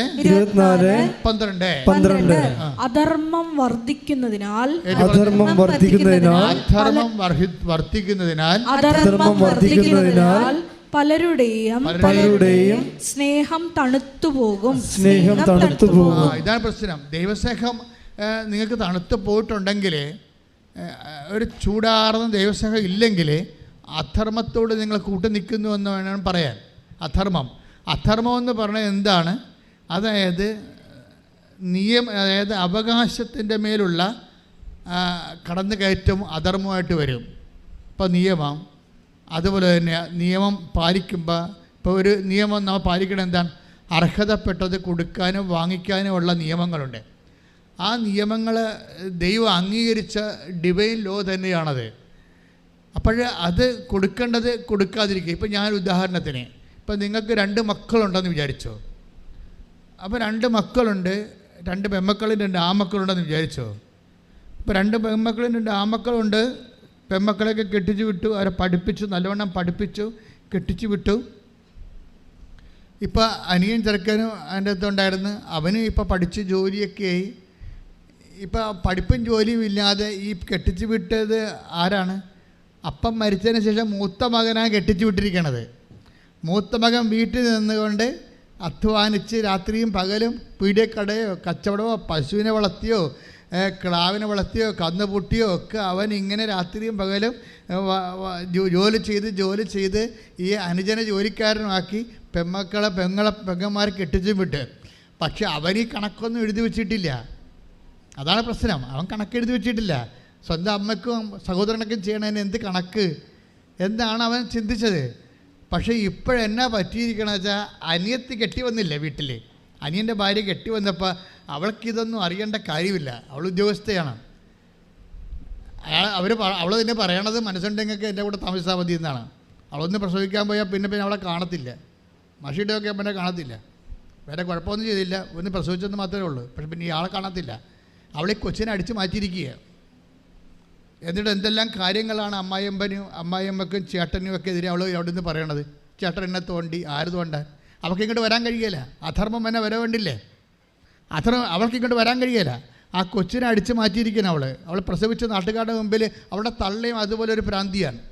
അവളെ ഉദ്ദേശിക്കണത് ഇത്രയേ ഉള്ളൂ, മകളെ കെട്ടിച്ചാന്ന് ചോദിക്കുമ്പോൾ കെട്ടിച്ചു. കൊച്ചുണ്ടായ തീർന്നു. എതിരെ കൊച്ചെന്തേ കെട്ടിയാലെന്ത്? എല്ലാം ഈ തള്ളയുടെ കൂടെ നിൽപ്പുണ്ട്. തല വിട്ട് കൊടുക്കത്തില്ല. തല കൊച്ചു നോക്കും. ഇവൾക്കും അത് തന്നെ സുഖമല്ലേ? പ്രധാന വീട്ടിൽ പോയാൽ ജോലി ചെയ്യേണ്ടിയൊക്കെ വരത്തില്ലേ? അവിടെ കാര്യങ്ങളൊക്കെ ചെയ്യേണ്ടി വരികയല്ലേ? ഇവിടെയാണെങ്കിൽ അമ്മയുടെ കൂടെ നിന്ന് അവർ പ്രശ്നമില്ല. അവൾക്ക് ശമ്പളമുണ്ട്, കുഞ്ഞെ വളർത്താനുണ്ട്. ഇപ്പം എന്നാ സംഭവിച്ചിരിക്കണത്? ഇപ്പം കേസും കൊടുത്തിരിക്കുകയാണ് ഭർത്താവിനെതിരെ. പോയി താമസിക്കണേ ഇല്ല, ഒരുമിച്ച് താമസിക്കണേ ഇല്ല. അവനെതിരെ അവകാശത്തെ കൊച്ചിന് വേണ്ടി അവൾക്കും ചെലവിന് വേണ്ടി. ഇത് അധർമ്മമാണ്. നിങ്ങൾ ഓർക്കരുത്. ഇത് ചിലപ്പോൾ ഈ വിജാതിയരുടെ കോടതിയിൽ ഇതൊക്കെ ചിലപ്പോൾ നിങ്ങൾ ജയിച്ചെന്ന് വരും. പക്ഷേ നിങ്ങൾ തോക്കണ ഒരു അടിപൊളി സ്ഥലം വരുന്നുണ്ട്. കാത്തിരുന്നാൽ മതി. കൃത്യമായിട്ട് പണി പാർസൽ വരും. അവറാച്ച സൂക്ഷിക്കണം. അതായത് ഇത് അധർമ്മമല്ലേ? ഇത് നിങ്ങൾക്കറിയാം. നിങ്ങൾ തരികിട കാണിച്ച് നിൽക്കണമെന്നറിയാം. നിങ്ങൾക്ക് പിന്നെ അവരിങ്ങോട്ട് വന്ന് ഡിസ്റ്റർബ് ചെയ്യാതിരിക്കാൻ വേണ്ടിയാണ് അവനെതിരെ കേസ് കൊടുത്തിരിക്കുന്നത്. അപ്പോൾ അവന് എന്നാ സംഭവിച്ചു? അവൻ്റെ ജീവിതം പോയി, അവൻ്റെ ശമ്പളം പോയി, അവൻ്റെ സമാധാനം പോയി, അവൻ്റെ കുടുംബം പോയി. നിന്നെ ഈ ഒരു പണ്ടാരത്തിനെ കെട്ടിയിട്ടിരിക്കണ കാരണം ഇതിന് വേറെ പെണ്ണവന് കിട്ടുമോ? അതുമില്ല. ജീവിതം ഈ പാവത്തിനെ ചതിക്കുന്ന അമ്മയും മക്കളുടെ എണ്ണം കേരളത്തിൽ കൂടുതലാണ്. നിഷ്കളങ്കരമായ ചെറുപ്പക്കാരെ ചതിക്കുന്ന വളരെ ഈ ബഫലോ ടൈപ്പായിട്ടുള്ള അമ്മമാരുടെയും പെൺമക്കളുടെ എണ്ണം കേരളത്തിൽ കൂടുതലാണ്. ഇത് അധർമ്മമാണ്. നിങ്ങൾ ഓർക്ക് ജയിച്ചെന്ന് വിചാരിക്കും. നിങ്ങൾ ജയിക്കത്തില്ല. ഒന്നുറങ്ങിയത് കൊണ്ട് നേരം വിളിക്കത്തില്ല. ഇനിയും ഉറങ്ങാൻ വരണതല്ലേ ഉള്ളൂ. അധർമ്മം വർദ്ധിച്ചാൽ നിങ്ങളിൽ എന്ത് പറ്റും? ബൈബിൾ എന്താ പറയണത്? Take the word of God. അധർമ്മം വർദ്ധിക്കുന്നതിനാൽ പലരുടെയും സ്നേഹം തണുത്തു പോകും. അതാണ് പ്രശ്നം. ഒന്ന് പറഞ്ഞേ. അധർമ്മം വർദ്ധിക്കുന്നതിനാൽ പലരുടെയും സ്നേഹം തണുത്തു പോകും. അതാണ് വിഷയം. ഇപ്പം അമ്മ ഈ വയസ്സാം കാലത്ത് മകളെ പിടിച്ച് നിർത്തിയിരിക്കുകയാണ്. അവരെ താങ്ങാനും അവിടെ കാര്യം ചെയ്യാൻ വേണ്ടി ഒരു കുടുംബം നശിപ്പിച്ചുകൊണ്ട്. ഞാനൊരു കാര്യം പറയും. ഞാൻ ഇന്ന് കേരളത്തിൽ എൻ്റെ ഒരു കണക്ക്, എൻ്റെ ധാരണയാണ്, ഞാൻ 87-6 തുടങ്ങിയാണ് കൗൺസിലിങ്. ദാറ്റ് മീൻസ് ഓൾമോസ്റ്റ് ഒരു 21 lakhs ആൾക്കാരെ കൗൺസിൽ ചെയ്തിട്ടുണ്ട്. ഞാൻ ഇടയ്ക്ക് പറയാറുണ്ട്, കുടുംബം തകർന്നതിൻ്റെ ഒരു 60% കാര്യം പെണ്ണിൻ്റെ അമ്മമാരാണ്. ഞാനും പറയണത് വെറുതെ പറയണതല്ല. ഞാൻ എൻ്റെ കൈ കൂടിയാണല്ലോ ഈ സാധനം ഈ 37 കൊല്ലം പോകുമ്പോൾ നമുക്ക് അറിയാൻ പറ്റും. അപ്പോൾ എനിക്ക് സങ്കടം വരാറുണ്ട്. ഭയങ്കര കത്തോലിക്കരാണ്, ക്രിസ്ത്യാനിയാണെന്നൊക്കെ പറഞ്ഞിട്ട് കഥയൊന്നുമില്ല. ഇവൾ തനി കൈയും കാലും വെച്ച് സാരി ഉടുത്ത വലിച്ചാഴിയാണ് ഈ സാധനം. ഇവൾ നശിപ്പിച്ചിരിക്കുന്ന കുടുംബങ്ങളും കുടുംബങ്ങളുടെ കണ്ണുനീരിന് അത് കുടത്തിൽ കോരിയാലും തീരത്തില്ല. നിങ്ങൾ അങ്ങനെ എന്തെങ്കിലും മനഃപൂർവ്വം ആരുടെങ്കിലും ചതിച്ചിട്ടുണ്ടെങ്കിൽ ഉടമ്പടി എടുക്കുമ്പോൾ നിങ്ങൾ അനുതാപപ്പെടണം. കാര്യം എന്താ വെച്ചാൽ ദൈവം അത് ഉടമ്പടിയിലല്ല. നിങ്ങൾ ഉടമ്പടിയിലല്ലെന്ന് പറയുന്നത്. കാര്യം ചതി, അതുപോലെ തന്നെ നിങ്ങളുടെ സ്വാർത്ഥതയ്ക്ക് വേണ്ടി ദൈവത്തിന് വശം പെടുത്താൻ നോക്കിക്കഴിഞ്ഞാൽ, ഇന്നലെ ഒരുത്തിയെ ഞാൻ ഇവിടുന്ന് ഓടിച്ചിട്ട് കളഞ്ഞു. എന്താ കാര്യം വെച്ച് കഴിഞ്ഞാൽ, എന്താ പ്രശ്നം വെച്ചാൽ, നിലയം വിളിച്ച് നിൽക്കണം അമ്മയും മകളും കൂടി നിലയം വിളിച്ച് നിൽക്കണം. കർണാടകക്കാരത്തിയാണ്, രണ്ടും ക്രിസ്ത്യാനിയാണ്. അപ്പോൾ ഇവർക്ക് ചീട്ട് കിട്ടിയില്ല. ഇപ്പോൾ ഇവിടെ നിന്ന എൻ്റെ സ്റ്റാൻഡ് ബൈ ആയിട്ട് നിൽക്കുന്ന സഹോദരൻ എൻ്റെ മുമ്പിൽ കരഞ്ഞപ്പോൾ അയാളെ വിശ്വസിച്ച് എന്നെ ഇൻട്രൊഡ്യൂസ് ചെയ്ത്, അച്ഛാ ഇവർ കർണാടകത്തിൽ നിന്ന് വന്നതാണ്, രാവിലെ വന്നതാണ്, ഇവളുടെ ഭർത്താവ് ഇവളെ ഉപേക്ഷിച്ച് ഭയങ്കര കേസൊക്കെയാണെന്നൊക്കെ പറഞ്ഞു. അപ്പം ഞാനിപ്പോൾ ആയാലും ചെറുപ്പകാരത്തിയല്ലേ, വേദനിക്കണമെല്ലാം വിചാരിച്ചതിന് വിളിച്ച് ഞാൻ ഇവളുടെ ഭർത്താവിൻ്റെ ഫോട്ടോ എനിക്ക് തന്നു, കല്യാണ ഫോട്ടോ. ഞാൻ അതും കൊണ്ട്, അപ്പം ഞാനാണ് തളർന്ന് നിൽക്കുന്നത്. രാവിലെ നിൽക്കുന്ന ഉച്ച കഴിഞ്ഞ് വന്ന് നിന്നിട്ട് നിൽക്കുകയല്ലേ ഇവിടെ, അപ്പോൾ കാലൊക്കെ നീരിറക്കി ഒരു പരുവമാണ്. അപ്പോൾ എന്നാലും ഞാൻ ഇവരുടെ കല്യാണ ഫോട്ടോയും കൊണ്ട് ഞാൻ അമ്മയടുത്ത് വന്നപ്പോൾ ഈ സൗത്ത് പോളും നോർത്ത് പോളും രണ്ട് പോള്, അതായത് ഈ കാന്തം ഒരേ പോളുള്ള കാന്തം വികർഷിക്കണ പോലെ എന്നെ അടിച്ചു മാറുന്ന പോലെ സാധനം തള്ളി മാറ്റി. അപ്പോഴെനിക്ക് ഡൗട്ട് തോന്നി. കാര്യം അവിടെ കാണിക്കാൻ പറ്റണില്ല. ഞാൻ തിരിച്ചു വന്ന മകളോട് ചോദിച്ചു, എടി നിൻ്റെ കയ്യിലാണല്ലോ മിസ്റ്റേക്കാണല്ലോ അമ്മ പറയണമെന്ന് ചോദിച്ചു. നിൻ്റെ കയ്യിലാണല്ലോ മിസ്റ്റേക്ക് എന്നാണല്ലോ അമ്മ പറയണത്. അപ്പോൾ ഉടനെ ഇവർ രണ്ടും പമ്മി. എന്താ പമ്മിയൻ്റെ കാരണം എന്താ? അപ്പോൾ ഞാൻ ഉടനെ കൊച്ചിൻ്റെ അമ്മയോട് ചോദിച്ചു, ഇവളുടെ കയ്യിലാണ് മിസ്റ്റേക്കാണെന്നല്ല അമ്മ പറയണത്. അപ്പോൾ ഞാൻ ലാസ്റ്റ് നിൽക്കണ കാരണം ഞാൻ ചൂടായി നിൽക്കായിരുന്നു. അപ്പോൾ ഞാൻ പറഞ്ഞു, എന്താ കാര്യം, കറക്റ്റ് കാര്യം പറയണമെന്ന് പറഞ്ഞു. അപ്പോൾ പറഞ്ഞു, അച്ഛാ ഇവളുടെ കയ്യിലാണ് മിസ്റ്റേക്ക്. എന്താ കാര്യം? ഇവൾ കല്യാണം കഴിച്ചിട്ട് വേറെ ഇവിടുത്തെ ലൈൻ അടിച്ചതിൻ്റെ ഇടക്ക്, എന്നിട്ട് ഇവൾ ലൈൻ അടിച്ച് വെച്ച് ഇവനെതിരെ കേസ് കൊടുത്തിരിക്കുകയാണ്. അവന് പെണ്ണുമ്പോഴേ നഷ്ടപ്പെട്ട് ഇപ്പോൾ കേസിലുമായി അവൻ. എന്നിട്ട് ആ കേസ് ജയിക്കാൻ വേണ്ടി ഉടമ്പടി എടുത്തിരിക്കുകയാണ്. അടിപൊളി. എങ്ങനെയുണ്ട് പരിപാടി? ഞാൻ പറഞ്ഞു, വല്ല റോഡേ കൂടി പോകണ്ട, വണ്ടി ഇടിക്കാൻ സാധ്യതയുണ്ടെന്ന് പറഞ്ഞു. ഞാൻ വല്ല ഇടവഴി ഉണ്ടെങ്കിൽ കർണാടകയിൽ പോയിക്കൊള്ളാൻ പറഞ്ഞു. എന്ത് ചെയ്യാൻ? ഇതാണ് അവസ്ഥ. ദൈവോട് അത് ഉടമ്പടി ആകത്തില്ല. നിങ്ങൾ തിന്മയിലും അധർമ്മത്തിലും ഇരുന്നുകൊണ്ട് ഉടമ്പടി ചെയ്ത ഉടമ്പടി ആകത്തില്ല. അതറിയണമെന്നുണ്ടെങ്കിൽ നിങ്ങൾ take the word of God ഉൽപ്പത്തി 13:14. Take the word of God ഉൽപ്പത്തി 13:14. ശ്രദ്ധിക്കട്ടെ.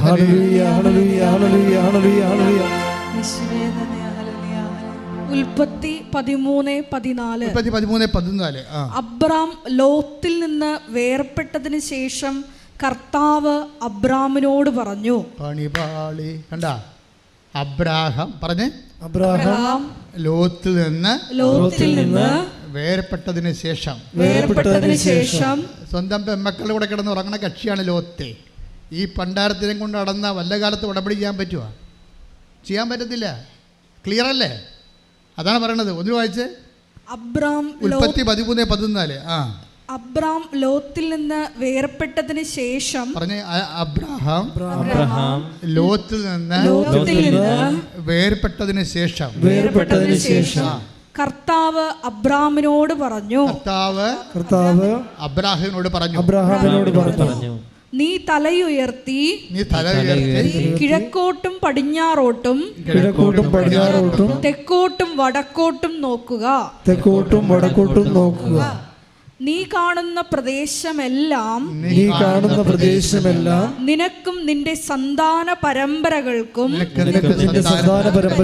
എന്നേക്കുമായി ഞാൻ തരും. വാഗ്ദാനമാണ്. എൻ്റെ ഉടമ്പടിയായി. ആ മനുഷ്യനെ വിട്ടു മാറിക്കഴിഞ്ഞപ്പോൾ ഉടമ്പടി ഓട്ടോമാറ്റിക്കായിട്ട് ഉടമ്പടിയായി. അപ്പം ദൈവം മാറി നിൽക്കുകയായിരുന്നു. ശരിക്കും പറഞ്ഞാൽ ആ അസത്തായ മനുഷ്യൻ അബ്രാഹത്തിൻ്റെ ജീവിതത്തിൽ നിന്ന് വിട്ടുമാറിക്കഴിഞ്ഞപ്പോൾ ഓട്ടോമാറ്റിക്കായിട്ട് ഉടമ്പടിയായി. നിങ്ങൾ എടുത്തിരിക്കുന്ന ഉടമ്പടി ആകണമെങ്കിൽ ആദ്യം തന്നെ അധർമ്മം ഉണ്ടോ എന്ന് നോക്കണം. അധർമ്മം നിങ്ങളുടെ കയ്യിൽ നിന്ന് ദൈവത്തിന് നിരക്കാത്ത എന്തെങ്കിലും കാര്യങ്ങളുണ്ടോ? ഉടമ്പടി ആദ്യം വന്നത് അങ്ങനെയാണ്. വിജയകുമാറിൻ്റെ കയ്യിൽ പാപങ്ങൾ ലിസ്റ്റാണ് ഇടുന്നത്. എൻ്റെ കയ്യിൽ അനുഗ്രഹത്തിൻ്റെ ലിസ്റ്റുകൾ. 4 മണിക്കൂറത്തെ പ്രാർത്ഥന കഴിഞ്ഞപ്പോഴാണ് ഞങ്ങളുടെ രണ്ടുപേരുടെ ലിസ്റ്റ് ഒരുമിച്ച് വെച്ചപ്പോഴാണ് അമ്മ മാതാവിൻ്റെ മധ്യസ്ഥയിൽ ഈശോ പറഞ്ഞത്, അനുദപിച്ചാൽ നീ അനുഗ്രഹം പ്രാപിക്കുമെന്ന്. കൈയടിച്ച് കർത്താവിനെ. അവൻ പറയുന്നത് ചെയ്യുന്നെങ്കിൽ ജീവിതം ധന്യമായി തീർന്നിടും. ഇത് ജയേഷ് ബ്രദർ എഴുതിയ ഗാനമാണ്, അങ്ങേര് തന്നെ ട്യൂൺ ചെയ്തതാണ്, സൂപ്പറായിട്ടുണ്ട്. എന്താ അത്? നമ്മുടെ ഉടമ്പടിയുടെ ഒരു ആത്മാവാണ്. കഴിഞ്ഞ ദിവസം ഇവിടെ സെബിൻ എന്നും പറഞ്ഞൊരു മനുഷ്യൻ പൂഞ്ഞാറിൽ നിന്ന് സാക്ഷ്യം പറഞ്ഞു. എനിക്ക് എൻ്റെ ഹൃദയത്തെ സ്പർശിച്ച സാക്ഷ്യമാണ്. സെബിൻ ഒരു ചെറുകിട വ്യവസായിയാണ്. അദ്ദേഹം കിഡ്സിൻ്റെ ഉടുപ്പുകൾ ചെയ്യുന്ന ആളാണ്. കിഡ്സിൻ്റെ ഉടുപ്പുകൾ, കൊച്ചു പിള്ളേരുടെ ഉടുപ്പുകൾ നെയ്ത് അതുപോലെ തന്നെ അത് ഹോൾസെയിലായിട്ട് കൊടുക്കുന്ന ആളാണ്. അപ്പോൾ അദ്ദേഹത്തിൻ്റെ ബിസിനസ്സിനൊരു തകർച്ച വന്നു. ബിസിനസ് തകർച്ച വന്നപ്പോൾ അദ്ദേഹം ഉടമ്പടി ചെയ്തതെന്ന് വെച്ചാൽ ഒരു 1.5 ചെയ്ത്താണ് ചെയ്തിരിക്കുന്നത്. കാര്യം ഒറ്റ ആഴ്ച കൊണ്ട് അമ്മ അവിടെ ഫേമിങ്ങായിട്ട് ഡെവലപ്പ് ചെയ്ത് കളഞ്ഞു. വല്ലാത്ത രീതിയിൽ വ്യവസായം വിപുലമായി. കേരളത്തിലൊക്കെ വ്യവസായം വിപുലമാകാൻ എന്ത് പാടാ. കേരളത്തിൽ നിന്ന് ആൾക്കാർ വ്യവസായം കൊണ്ട് പോണ കാലമല്ലേ ഇത്. നമ്മുടെ ചെറുപ്പക്കാരെല്ലാം ജോലി ചെയ്യണ ബുദ്ധിയും ബോധമുള്ളവരെ ചെറുപ്പക്കാരെല്ലാം പഠിപ്പിട്ടുള്ളവരെല്ലാം രാജ്യം വിട്ടു പോകുന്നു. വ്യവസായികൾ നാട് വിട്ടു പോകണം. പാടശേഖരങ്ങളെല്ലാം ഉണങ്ങി വരണ്ട് കിടക്കണം. ഈ കേരളത്തിന് വേണ്ടിയാണ് ഏറ്റവും വലിയ പ്രാർത്ഥന.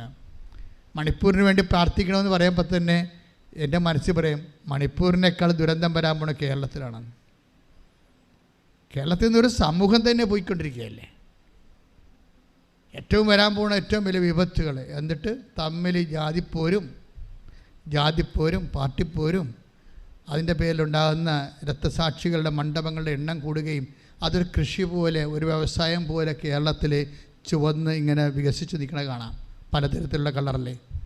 എന്താ പ്രശ്നം വെച്ച് കഴിഞ്ഞാൽ നമ്മളൊരു ഗുരുതരമായ ഒരു സാംസ്കാരിക ഇരുട്ടിലേക്ക് പോയിക്കൊണ്ടിരിക്കുകയാണ്.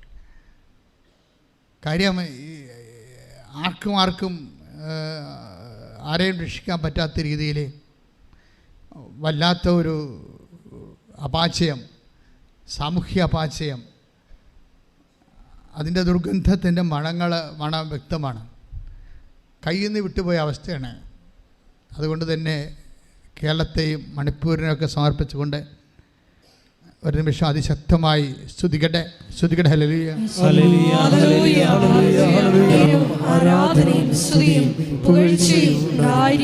അപ്പോൾ ഒരു പശ്ചാത്തലത്തിലാണ് ഈ മനുഷ്യൻ്റെ, അതായത് സെബിൻ്റെ ബിസിനസ് ഡെവലപ്പ് ചെയ്ത് വരുന്നത്. സെബിൻ ബിസിനസ് ഡെവലപ്പ് ചെയ്ത് മാതാവിന് നന്ദി പറയാൻ വേണ്ടി ഇവിടെ വരുമ്പോൾ പറയണൊരു കാര്യമുണ്ട്. എങ്ങനെയാണ് ഈ ബിസിനസ് അയാളെ വിജയിപ്പിച്ചത്, എങ്ങനെയാണ് ഈ കിഡ്സ് വെയറിൻ്റെ ചെറുകിട വ്യാപാരവും അയാൾക്ക് എങ്ങനെയാണ് അത് വിജയിപ്പിച്ചത്, എങ്ങനെയാണ് അത് ഉടമ്പടിയെ ആട്രിബ്യൂട്ട് ചെയ്തത്, ആ ഉടമ്പടി അതായത് തകർന്നു കിടക്കുകയായിരുന്നു, പെട്ടെന്നാണ് ഇത് മാതാവ് പച്ചപിടിപ്പിച്ച് കൊടുത്തത്. അപ്പോൾ എന്താ ചെയ്തതെന്ന് പുള്ളി പറയുന്നുണ്ട്. ഞാൻ ഉടമ്പടി പറയാത്ത പല കാര്യങ്ങളും ചെയ്താൽ രക്ഷപ്പെട്ടെന്ന പുള്ളി പറയണം. ഉടമ്പടി പറയാത്ത കാര്യം എന്താ? നമ്മൾ വസ്ത്രമില്ലാത്തവർക്ക് വസ്ത്രം കൊടുത്താൽ മതിയെന്ന് നമ്മൾ ഉടമ്പടി പറയുന്നില്ലേ, കൊടുക്കണമെന്ന് പറഞ്ഞില്ലേ. അപ്പോൾ സെബിൻ ചെയ്യണം അതല്ല. സെബിൻ പറയണത് നിങ്ങൾ ശരിക്കും പോകേണ്ടത് ഇതുപോലെയുള്ള ഈ പാലിയേറ്റീവ് കെയറിൽ പോകണം. പാലിയേറ്റീവ് കെയർ, ഞാൻ പല പാലിയേറ്റീവ് കെയറിൽ പോകുന്നുണ്ട് ഉടമ്പടിക്ക് ശേഷം. പാലിയേറ്റീവ് കെയർ എന്ന് പറഞ്ഞാൽ എന്താണ്? ക്യാൻസറൊക്കെ വന്ന് രോഗിയായിട്ട് കുടുംബത്തിൽ നിന്ന് മാറ്റി വേറെ വേദന അറിയാത്ത രീതി കറുപ്പിൻ്റെ ഇഞ്ചക്ഷനൊക്കെ കൊടുത്ത് വേദന അറിയിക്കാതെ ജീവിക്കുന്ന സ്ഥലത്താണ് പാലിയേറ്റീവ് കെയർ. അപ്പോൾ ഞാൻ അവിടെയാണ് പോണത്. ഞാൻ ആ 10-12 പാലിയേറ്റീവ് കെയറിൽ പോകുന്നുണ്ട്. അപ്പോൾ അവർ നമ്മളോട് ചോദിക്കുന്ന ഒരു സംഭവമുണ്ട്. എന്താണെന്നറിയാം? ഡയപ്പർ. ഗവൺമെൻറ് അവർക്ക് കൊടുക്കുന്നു ഡയപ്പർ, പക്ഷേ തികയത്തില്ല. ഡയപ്പറിൻ്റെ ഉപയോഗം അറിയാമല്ലോ, തികയത്തില്ല. അപ്പോൾ അവർ എന്നോട് ചോദിക്കും, സാറേ ഡയപ്പർ കൊണ്ടുവന്നിട്ടുണ്ടെന്ന് ചോദിക്കും. അപ്പം ഞാനിതും ചുവന്നുകൊണ്ടാണ് പോണത്. അതാണ് കാരുണ്യപ്രവൃത്തി ചെയ്യണേ. അല്ലാതെ നമ്മുടെ ഇങ്ങനെ 5 ബ്ലൗസ് എടുത്ത് വെച്ചും ഇത് എൻ്റെ അടുത്ത് പാറ്റ കുറഞ്ഞതുണ്ടാ എന്ന് നോക്കിയിട്ട് നല്ല മാറ്റി വെച്ചിട്ട് മോശം കൊണ്ടേ കൊടുക്കുകയല്ല. ഇത് ദൈവത്തെ അറിഞ്ഞ് ജോലി ചെയ്യണമെന്ന്. ഉടമ്പടി ഒരു മനുഷ്യൻ്റെ ജീവിതത്തിൽ വരുന്ന മാറ്റം. അതായത് ഈ സ്ഥലങ്ങളിലെല്ലാം ചെല്ലുമ്പോൾ അവിടെ നിന്ന് താമസിച്ച് ജോലി ചെയ്യുന്നവരുണ്ട്, ശുശ്രൂഷ ചെയ്യുന്നവരുണ്ട്. ഞാൻ എപ്പോഴും നിങ്ങൾ പറയും, ഈ മരം അറിയാതെ കൊടിയിടണ്ടെന്ന് ഞാൻ പറയത്തുള്ളൂ. ഉടമ്പടി എന്താണെന്ന് അറിയാൻ പാടില്ലാതെ ഇപ്പം ചില പെരിച്ചാഴികൾ കൊണ്ടുവന്ന് അതിൻ്റെ അകത്ത് കുറേ സാധനമൊക്കെ എഴുതിയിടുകയില്ലേ, ജോലി കിട്ടണം, ഗവൺമെൻറ് വിളിക്കണം, ഓഫർ ലെറ്റർ ഇടണമൊക്കെ അവിടെ കുത്തിയിരുന്ന് എഴുതി കൊണ്ടുവന്ന് നേർച്ചപ്പെട്ടി ഇടും. എന്താ നിങ്ങളോട് പറയാനുള്ളതെന്ന് എനിക്കറിയത്തില്ല. നിങ്ങളാണെങ്കിൽ ഒരു കാര്യം, ഫ്രോഡെന്ന് വെച്ചാൽ ഫ്രോഡിന് കൈയും കാലും വെച്ച് അങ്ങനെ ഇരിക്കുക. എന്ന് വെച്ച് കഴിഞ്ഞാൽ ഇതല്ലല്ലോ സംഭവം ഉടമ്പടി എന്ന് പറയണത്. ഉടമ്പടി എന്ന് പറയുന്നത് എന്താണ്? അവൻ പറയണ പോലെ ചെയ്യുകയല്ലേ. ചെയ്യുമ്പോൾ അവൻ തന്നെയാണ് പ്രാധാന്യം. അവൻ പറയുന്നതിനേക്കാൾ ഇരട്ടി ചെയ്യണമെന്നാണ് അവൻ്റെ മനസ്സിലിരിക്കുന്നത്. അതുകൊണ്ട് നിങ്ങളോട് 1 മൈൽ പോകാൻ പറഞ്ഞാൽ നിങ്ങൾ 2 മൈൽ പോകാൻ പറയും. അങ്ങനെ ആ വചനം അറിയാവുന്നവരാണ് ഇരട്ടി ചെയ്യണത്. ഇരട്ടി ചെയ്ത് കഴിയുമ്പോൾ നിങ്ങളിൽ ദൈവസ്നേഹം അഭിഷേകമാകും. ദൈവസ്നേഹം അഭിഷേകമായി കഴിയുമ്പോൾ ഈ ഷാംലിൻ പറയുന്ന ഒരു സാക്ഷ്യമുണ്ട്. ഷാംലിൻ പറയണത്, എനിക്ക് അവസാനം ആരും എന്നോടൊന്നും പറഞ്ഞു തരേണ്ട ഒരു കാര്യമില്ല. ഞാൻ എഴുന്നേൽക്കുമ്പോൾ തന്നെ പ്രത്യക്ഷീകരണ പ്രാർത്ഥന എൻ്റെ മനസ്സിലിങ്ങനെ ഓട്ടോമാറ്റിക്കായിട്ട് റെക്കോർഡ് ഓൺ ചെയ്തുകൊണ്ടിരിക്കും. ഇത് പ്രാർത്ഥിക്കുകയും എനിക്ക് കിട്ടുന്ന സമയത്തൊക്കെ അത് പ്രാർത്ഥന എൻ്റെ മനസ്സിൽ ദൈവം തരും. അപ്പോൾ പ്രാർത്ഥിക്കേണ്ട ഒരു ആവശ്യം വന്നാൽ അപ്പം തന്നെ പ്രത്യക്ഷീകരണ പ്രാർത്ഥന ഓട്ടോമാറ്റിക്കായിട്ട് വരും. അതെച്ചാൽ എനിക്ക് എന്താണെന്ന് അറിയത്തില്ല, വല്ലാത്ത ഒരു ഉന്മാദവും അഭിഷേകവും ഇങ്ങനെ പല ഘട്ടങ്ങളിൽ. അതായത് നല്ല ഉടമ്പടിയുടെ ലക്ഷ്യം ദൈവസ്നേഹമാണേ. ദൈവസ്നേഹം അങ്ങോട്ട് നിറഞ്ഞു പോയാൽ, സത്യസന്ധമായിട്ടാണ് നിങ്ങൾ ദൈവത്തിന് വേണ്ടി സാക്ഷിയാകണമെന്ന് ദൈവത്തിന് തോന്നിയാൽ ദൈവം നിങ്ങളെ സമർത്ഥമായി അനുഗ്രഹിക്കും. അപ്പോഴും നിങ്ങൾക്ക് ദൈവസ്നേഹം നിറയും. അപ്പോൾ ഇതെല്ലാം ലൈറ്റ് വെയിറ്റായി. ഞാൻ നിങ്ങളോട് പറഞ്ഞിട്ടുണ്ട്, ഭാരച്ചുരുക്കം എന്ന് പറയുന്നത് എങ്ങനെ വരണതാണെന്ന്. ഉടമ്പടിയിലെ മെയിൻ അത്ഭുതങ്ങളൊന്നാണ് ഭാരച്ചുരുക്കം. ചുരുക്കമല്ല, ഭാരലഘുത്വം, സമയച്ചുരുക്കം, ഭാരലഘുത്വം. വലിയ ഭാരമുള്ള വിഷയം നമുക്ക് ഫീൽ ചെയ്യാതിരിക്കാം. നമുക്കത് ഫീൽ ചെയ്യത്തില്ല, വലിയ സംഭവമാണ്, പക്ഷേ നമുക്കത് ഫീൽ ചെയ്യാതെ നമ്മളെ ദൈവം കൊണ്ടുപോകും.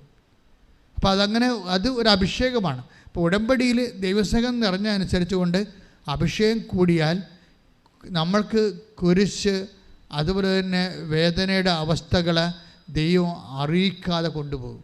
അതാണ് അഗ്നിയിലൂടെ നടക്കും, അഗ്നി നിന്നെ വിഴുങ്ങത്തില്ല എന്നൊക്കെ ഐസയ 43:2 പറയണത്. ആ അഭിഷേകത്തിൻ്റെ ഒരു നിലവാരത്തിലാണ് അത് സംസാരിക്കണ വചനം. പ്രാർത്ഥിക്കുക, കർത്താവ് ദൈവമേ, ഉടമ്പടിയുടെ സത്യാവസ്ഥ മനസ്സിലാക്കാൻ, ദൈവസ്നേഹത്തിൽ നിന്ന് അഭിഷേകം പ്രാപിക്കാൻ, സുവിശേഷത്തിന്റെ സാക്ഷിയായി ജീവിക്കുവാൻ ഞങ്ങളെ അഭിഷേകം ചെയ്യണമേ. ശ്രുതികടെ ഹല്ലേലൂയ, ഹല്ലേലൂയ, ഹല്ലേലൂയ, ഹല്ലേലൂയ, മഹത്വം, ഹല്ലേലൂയ, ഹല്ലേലൂയ, ഹല്ലേലൂയ, യേശുവേ ഹല്ലേലൂയ, എല്ലാവരും ദൈവസ്നേഹത്തോടെ പ്രവർത്തനങ്ങൾ ചെയ്യുവാൻ, കാരുണ്യ പ്രവർത്തികൾ ചെയ്യുവാൻ, അധികമായി ചെയ്യുവാൻ ഞങ്ങൾ ആരാധനയും സ്തുതിയും പുകഴ്ചയും ഉണ്ടായിരിക്കട്ടെ. ദൈവസ്നേഹമായാലും വിശ്വാസമായാലും എൻ്റെ നിലവാരം ഒന്ന് ചെക്ക് ചെയ്യണം, നല്ലതാണ്. എല്ലാവർക്കും വിശ്വാസമുണ്ടേ. അല്ല പിന്നെ വയനാട് നിന്നൊക്കെ ആൾക്കാർ വന്ന് ഉടമ്പെടുക്കുക, വളരെ പാവപ്പെട്ടവർ. വിശ്വാസമുണ്ട്. വിശ്വാസത്തിൻ്റെ എക്സ്പ്രഷൻസാണ് അതുപോലെ പ്രധാനപ്പെട്ടത്. എല്ലാവർക്കും ദൈവസ്നേഹമുണ്ട്. ദൈവസ്നേഹത്തിൻ്റെ എക്സ്പ്രഷൻസാണ് അതുപോലെ പ്രധാനപ്പെട്ടത്. ഇപ്പോൾ കഴിഞ്ഞ ഗ്രേസ് ഡേവിസിൻ്റെ സാക്ഷ്യം കഴിഞ്ഞ ആഴ്ച ഞാൻ പറഞ്ഞിരുന്നു. അവരുടെ വേറൊരു സാക്ഷ്യമുണ്ട്. അവരുടെ സാക്ഷ്യം വെച്ചാൽ അവരങ്ങനെ ഇവിടെ അമ്മയുടെ മുമ്പിൽ വന്ന് ഇരിക്കുകയാണ് ധ്യാനം കൂടാൻ വേണ്ടി. ധ്യാനം കൂടുന്ന കാര്യം കഴിഞ്ഞപ്പോൾ ഞാൻ നിങ്ങളോട് എന്ത് പറഞ്ഞാലുമേ ചില ആൾക്കാർ അത് സീരിയസ് ആയിട്ട്, ഭയങ്കര അൾട്രാ സീരിയസ് ആയിട്ട് എടുക്കും. ചില ആൾക്കാർ അച്ഛൻ അങ്ങനെ പറഞ്ഞാൽ ധ്യാനത്തിൻ്റെ കൂടെ ഉള്ളതായിരിക്കും, അത് അവരത്ര സീരിയസ് എടുക്കില്ല. ഗ്രേസ് ഡേവിഡിനോട് ഇപ്പോൾ ഞാൻ ആ രോഗശാന്തി പ്രാർത്ഥന കഴിഞ്ഞപ്പോൾ ഞാൻ പറഞ്ഞു, നിങ്ങളെല്ലാവരും മുട്ടേ നിൽക്കാൻ പറഞ്ഞു. അവർ മുട്ടയെന്ന്. അപ്പോൾ ഞാൻ പറഞ്ഞ്, എനിക്ക് പരിശുദ്ധാത്മാവ് നൽകിയതൊക്കെ ഞാൻ നിങ്ങൾക്ക് വേണ്ടി പ്രാർത്ഥിച്ചിട്ടുണ്ട്. ഇനി ഞാൻ നിങ്ങളുടെ ഇടയ്ക്ക് നിങ്ങളുടെ വിഷയം എന്തെങ്കിലും വിട്ടുപോയിട്ടുണ്ടെങ്കിൽ നിങ്ങൾക്കത് ഇപ്പോൾ പ്രാർത്ഥിക്കാം. ഞാൻ നിങ്ങൾക്ക് വേണ്ടി മധ്യസ്ഥം നയിക്കുന്നു, അമ്മ നിങ്ങളെ സഹായിക്കും. അപ്പോഴാണ് ഗ്രേസി ഡേവിഡ് ഓർത്തത്, ഒരു കുപ്പി വെള്ളവും കൊണ്ട് വന്നായിരുന്നു. കാര്യം അത് ബാഗിൽ വെച്ചുകൊണ്ട് ഇവിടെ ഇരിക്കരുത്, ബാഗിൽ വെച്ചുകൊണ്ട്.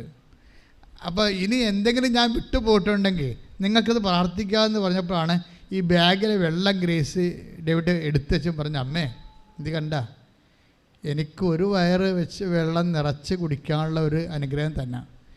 ഞങ്ങളുടെ വീട്ടിലെ വെള്ളം ഇതാണ്, ഇന്നത്തെ ബാക്ടീരിയ ആണ്, ചത്തുപോകുന്ന പറയണം, ഞങ്ങളിനി എവിടെ പോയി പൊറുക്കും എന്ന് പറഞ്ഞ് അമ്മനെ ഈ കുപ്പിയും വെള്ളവും കാണിക്കും. അത് എക്സ്പ്രഷൻസ് ഓഫ് ഫെയ്ത്ത് എന്ന് പറയും, വിശ്വാസത്തിൻ്റെ എക്സ്പ്രഷൻ. അമ്മനെ കുപ്പിയും വെള്ളം, ഈ വെള്ളം കണ്ട അമ്മേ ഇത് കുടിക്കാൻ പറ്റത്തില്ല, ഇത് ബാക്ടീരിയയാണ്, ഞങ്ങൾ അവിടുന്ന് എവിടെ പോയി ഇതിനെ പൊറുക്കാനാണ്, ചെറിയ സ്ഥലമാണ് താമസിക്കുന്നത്. അമ്മനെ വെള്ളവും കാണിച്ചിട്ട് അവർ പോവും. വീട്ടിൽ ചെല്ലുമ്പോൾ ഭർത്താവ് വാതിക്കൽ നിൽപ്പുണ്ട്. ഭർത്താവ് ചോദിക്കും, എടി അമ്മ വെള്ളത്തിൻ്റെ കാര്യം വല്ലതും പറഞ്ഞ? അതാ കണ്ട, അതാണ് സാധനം. നോക്കിയേ, അവരെന്ത് സീരിയസ് ആയ വിഷയം എടുക്കണം, ഒരു കുടുംബം എന്ത് സീരിയസ് ആയിട്ടാണ് ആ വിഷയം എടുക്കുന്നത്. നമ്മളൊരു മന്ത്രിനെ, മുഖ്യമന്ത്രിനെ, നമ്മുടെ ഏറ്റവും അടുപ്പമുള്ള ഒരാളെ കണ്ടും വീട്ടിൽ ചെല്ലുമ്പോൾ ഉണ്ടാകുന്ന ഒരു സ്വാഭാവിക പ്രതികരണമാണ്. അപ്പോൾ ഗ്രേസ് എന്ന് വിളിക്കും, ഗ്രേസേ അമ്മ വെള്ളത്തിൻ്റെ കാര്യം വല്ലതും പറഞ്ഞു വന്ന് ഭർത്താവ് ചോദിക്കും. അപ്പോൾ ഗ്രേസ് പറയും, അമ്മ ഞാനെല്ലാം അമ്മയോട് പറഞ്ഞിട്ടുണ്ട്, അമ്മ നമുക്ക് നല്ലതേ വരത്തത്തുള്ളൂ. കാര്യം റിട്ടേൺ ഒന്നും പറഞ്ഞില്ലായിരുന്നല്ലോ, അപ്പോൾ പിന്നെ അവർക്ക് വേറെ മറുപടി പറയാം, തിരിച്ചൊന്നും പറഞ്ഞില്ലല്ലോ, കാണിക്കുക മാത്രമല്ലേ ചെയ്തുള്ളൂ. ഞാനെല്ലാം അമ്മയോട് പറഞ്ഞിട്ടുണ്ട്. അവർക്ക് ദീർഘനിശ്വാസത്തോടെയാണ് പറയുന്നത്, ഞാനെല്ലാം അമ്മയോട് പറഞ്ഞിട്ടുണ്ട്, അമ്മ എല്ലാം ചെയ്യും എന്ന് പറഞ്ഞ് അവരകത്തോട്ട് കയറിപ്പോയി. പിറ്റേ ദിവസം അവർ ജോലി കഴിഞ്ഞ്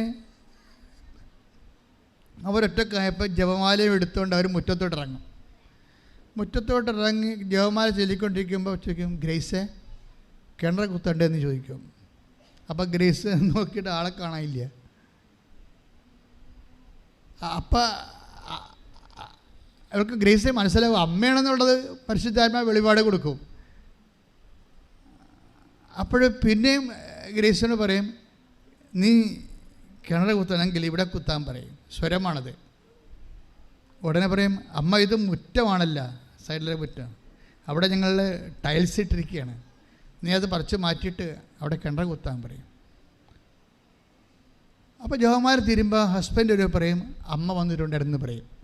അവരുടെ ആ എക്സ്പ്രഷൻസ് കണ്ടില്ലേ, അമ്മ വന്നിട്ടുണ്ടായിരുന്നു, ഇവിടെ കിണർ കുത്താൻ പറഞ്ഞതെന്ന് പറയും. അപ്പോൾ ഈ ഹസ്ബൻഡ് ചിരിക്കത്തില്ല, അതാണ് പ്രശ്നം. അവർ ചിരിക്കത്തില്ല. ചിരിക്കാതെ അപ്പം തന്നെ കൈക്കോട്ടെടുത്തിട്ട് ഇതെല്ലാം മാറ്റിയിട്ട് അവർ കിണർ കുത്താൻ തുടങ്ങും. കുത്താൻ തുടങ്ങിയിട്ട് ഗ്രേസ് പറയണത്, ഒരു 5-10 മിനിറ്റ് കഴിഞ്ഞപ്പോൾ തന്നെ സമുദ്രം പോലെ വെള്ളം വന്നു.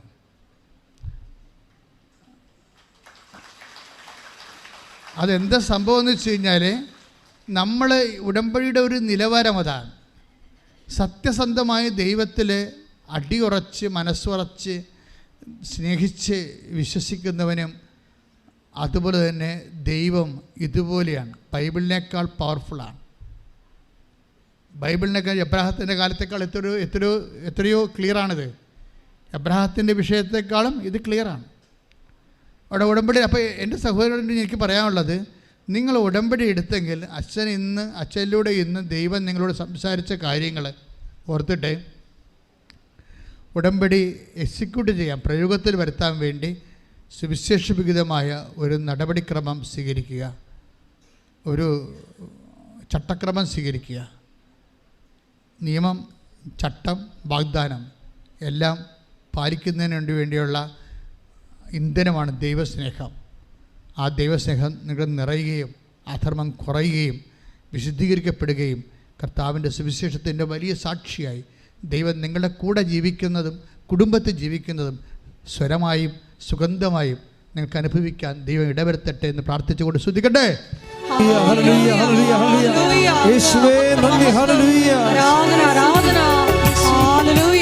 ജീവിത ദുരിതങ്ങൾക്ക്,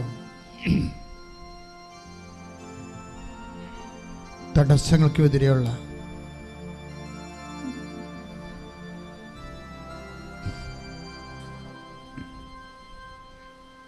ദൈവിക ശക്തിയുടെ സൗഖ്യപ്രാർത്ഥനയാണ്.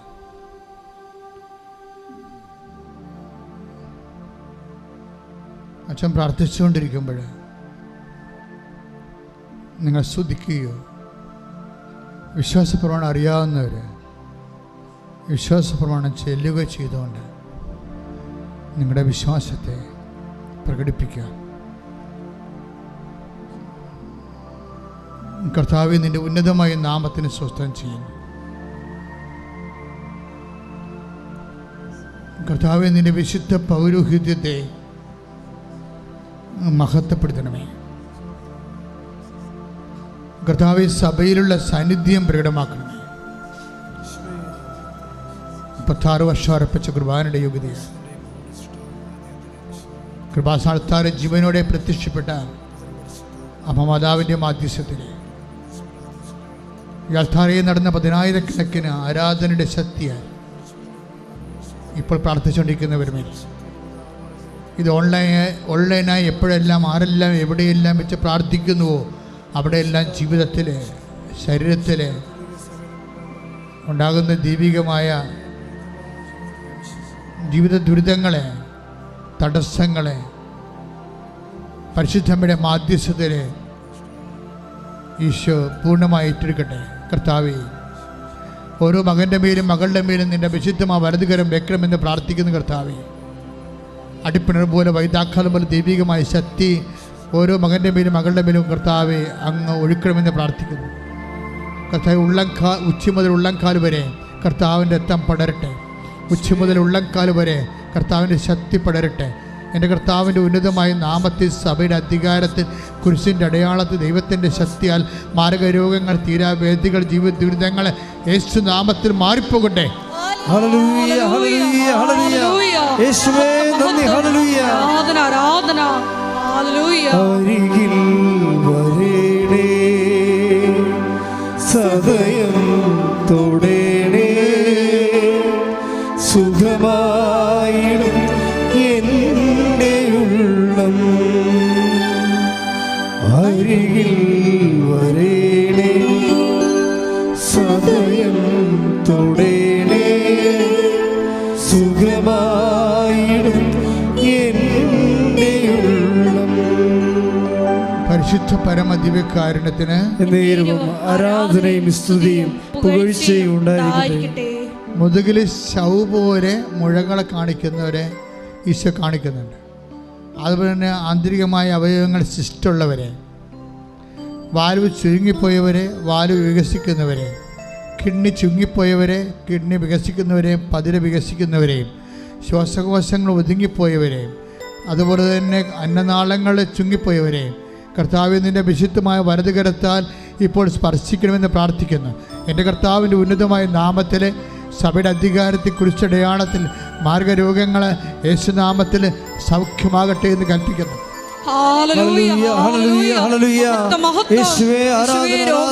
സന്ദേശത്തിന് നന്ദി പറയുന്നു.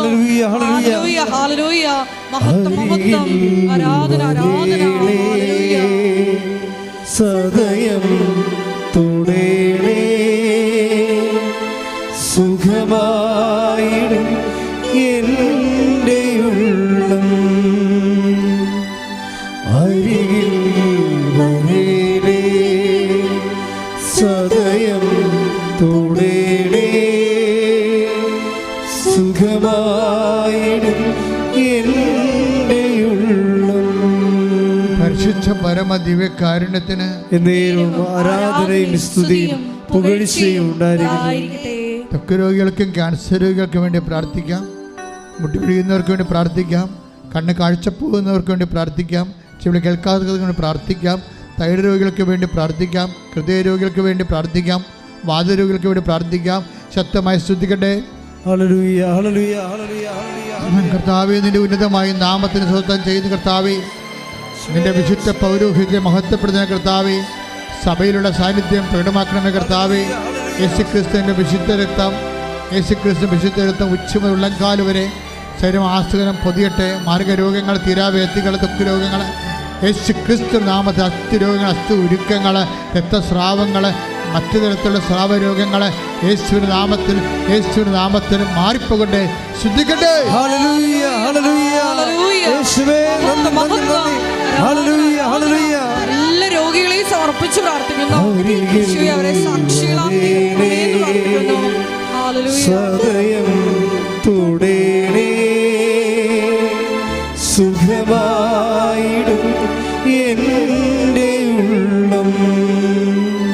പരമദിവ്യകാരുണ്യത്തിന് എന്നേരവും ആരാധനയും സ്തുതിയും പുകഴ്ചയും ഉണ്ടായിരിക്കട്ടെ. ഓൺലൈനിലുള്ളവരും ഇവിടെ തീർത്ഥാടനത്തിലുള്ളവരും ഉടമ്പടി പുതുക്കിയ വിഷയങ്ങളുടെ മേലും ഉടമ്പടി ആദ്യമായിട്ട് വെച്ച വിഷയങ്ങളുടെ മേലും അതിശക്തമായി സ്തുതിച്ച് പ്രാർത്ഥിക്കട്ടെ. സ്തുതിക്കട്ടെ.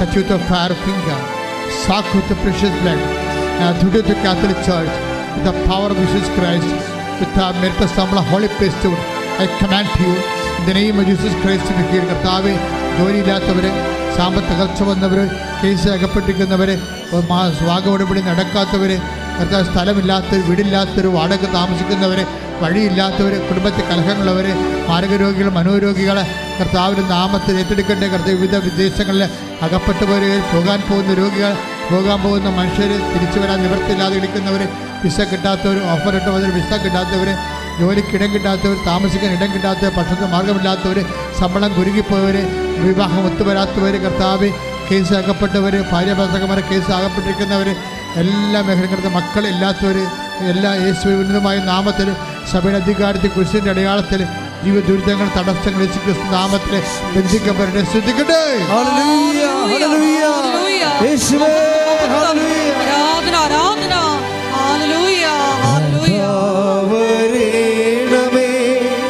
എന്നിൽ നിറയണമേ, നാഥാവരേണമേ, സൗഖ്യം നൽകണമേ, നാഥാവരേണമേ, എന്നിൽ നിറയണമേ, നാഥാവരേണമേ, സൗഖ്യം നൽകണമേ. മുട്ടനിക്കുക, മൗനമായി പ്രാർത്ഥിക്കുക.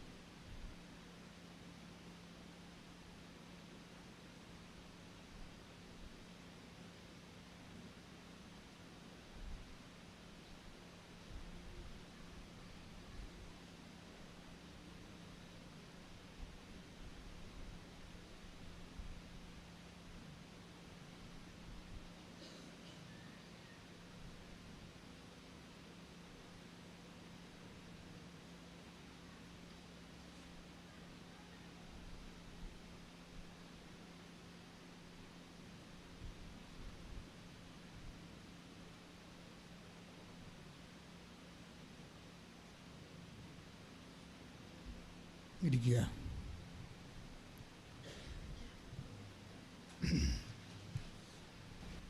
മുട്ടനിക്കുക. സമാപന ആശീർവാദം. ഒരിക്കൽ കൂടി മരിയനെ ഉടമ്പടിയിൽ സമർപ്പിച്ചിരിക്കുന്ന എല്ലാ വിഷയങ്ങളും, ഉടമ്പടി പുതുക്കി സമർപ്പിച്ചിരിക്കുന്ന എല്ലാ വിഷയങ്ങളും ദൈവമാതാവിൻ്റെ മധ്യസ്ഥയിൽ ദിവ്യകാരുണ്യ സന്നിധിയിൽ നമുക്ക് സമർപ്പിച്ച് പ്രാർത്ഥിക്കാം. ഒപ്പം തന്നെ ഇപ്പം നമ്മൾ നൊമ്പരപ്പെടുത്തുന്ന വിഷയങ്ങളെയും സമാനമായ വിഷമതകളിലൂടെ കടന്നു പോകുന്ന സഹോദരങ്ങളെയും സമർപ്പിച്ച് പ്രാർത്ഥിക്കാം.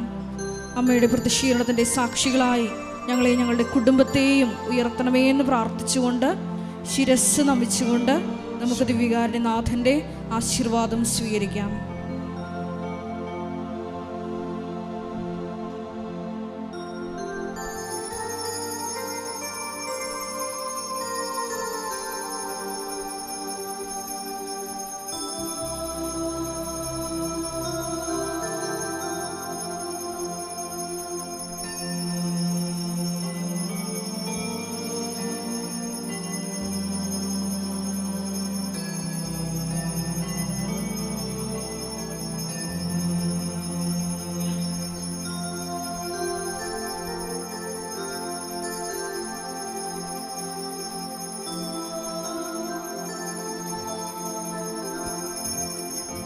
പരിശുദ്ധ പരമമാ ദിവ്യകാരുണ്യമേ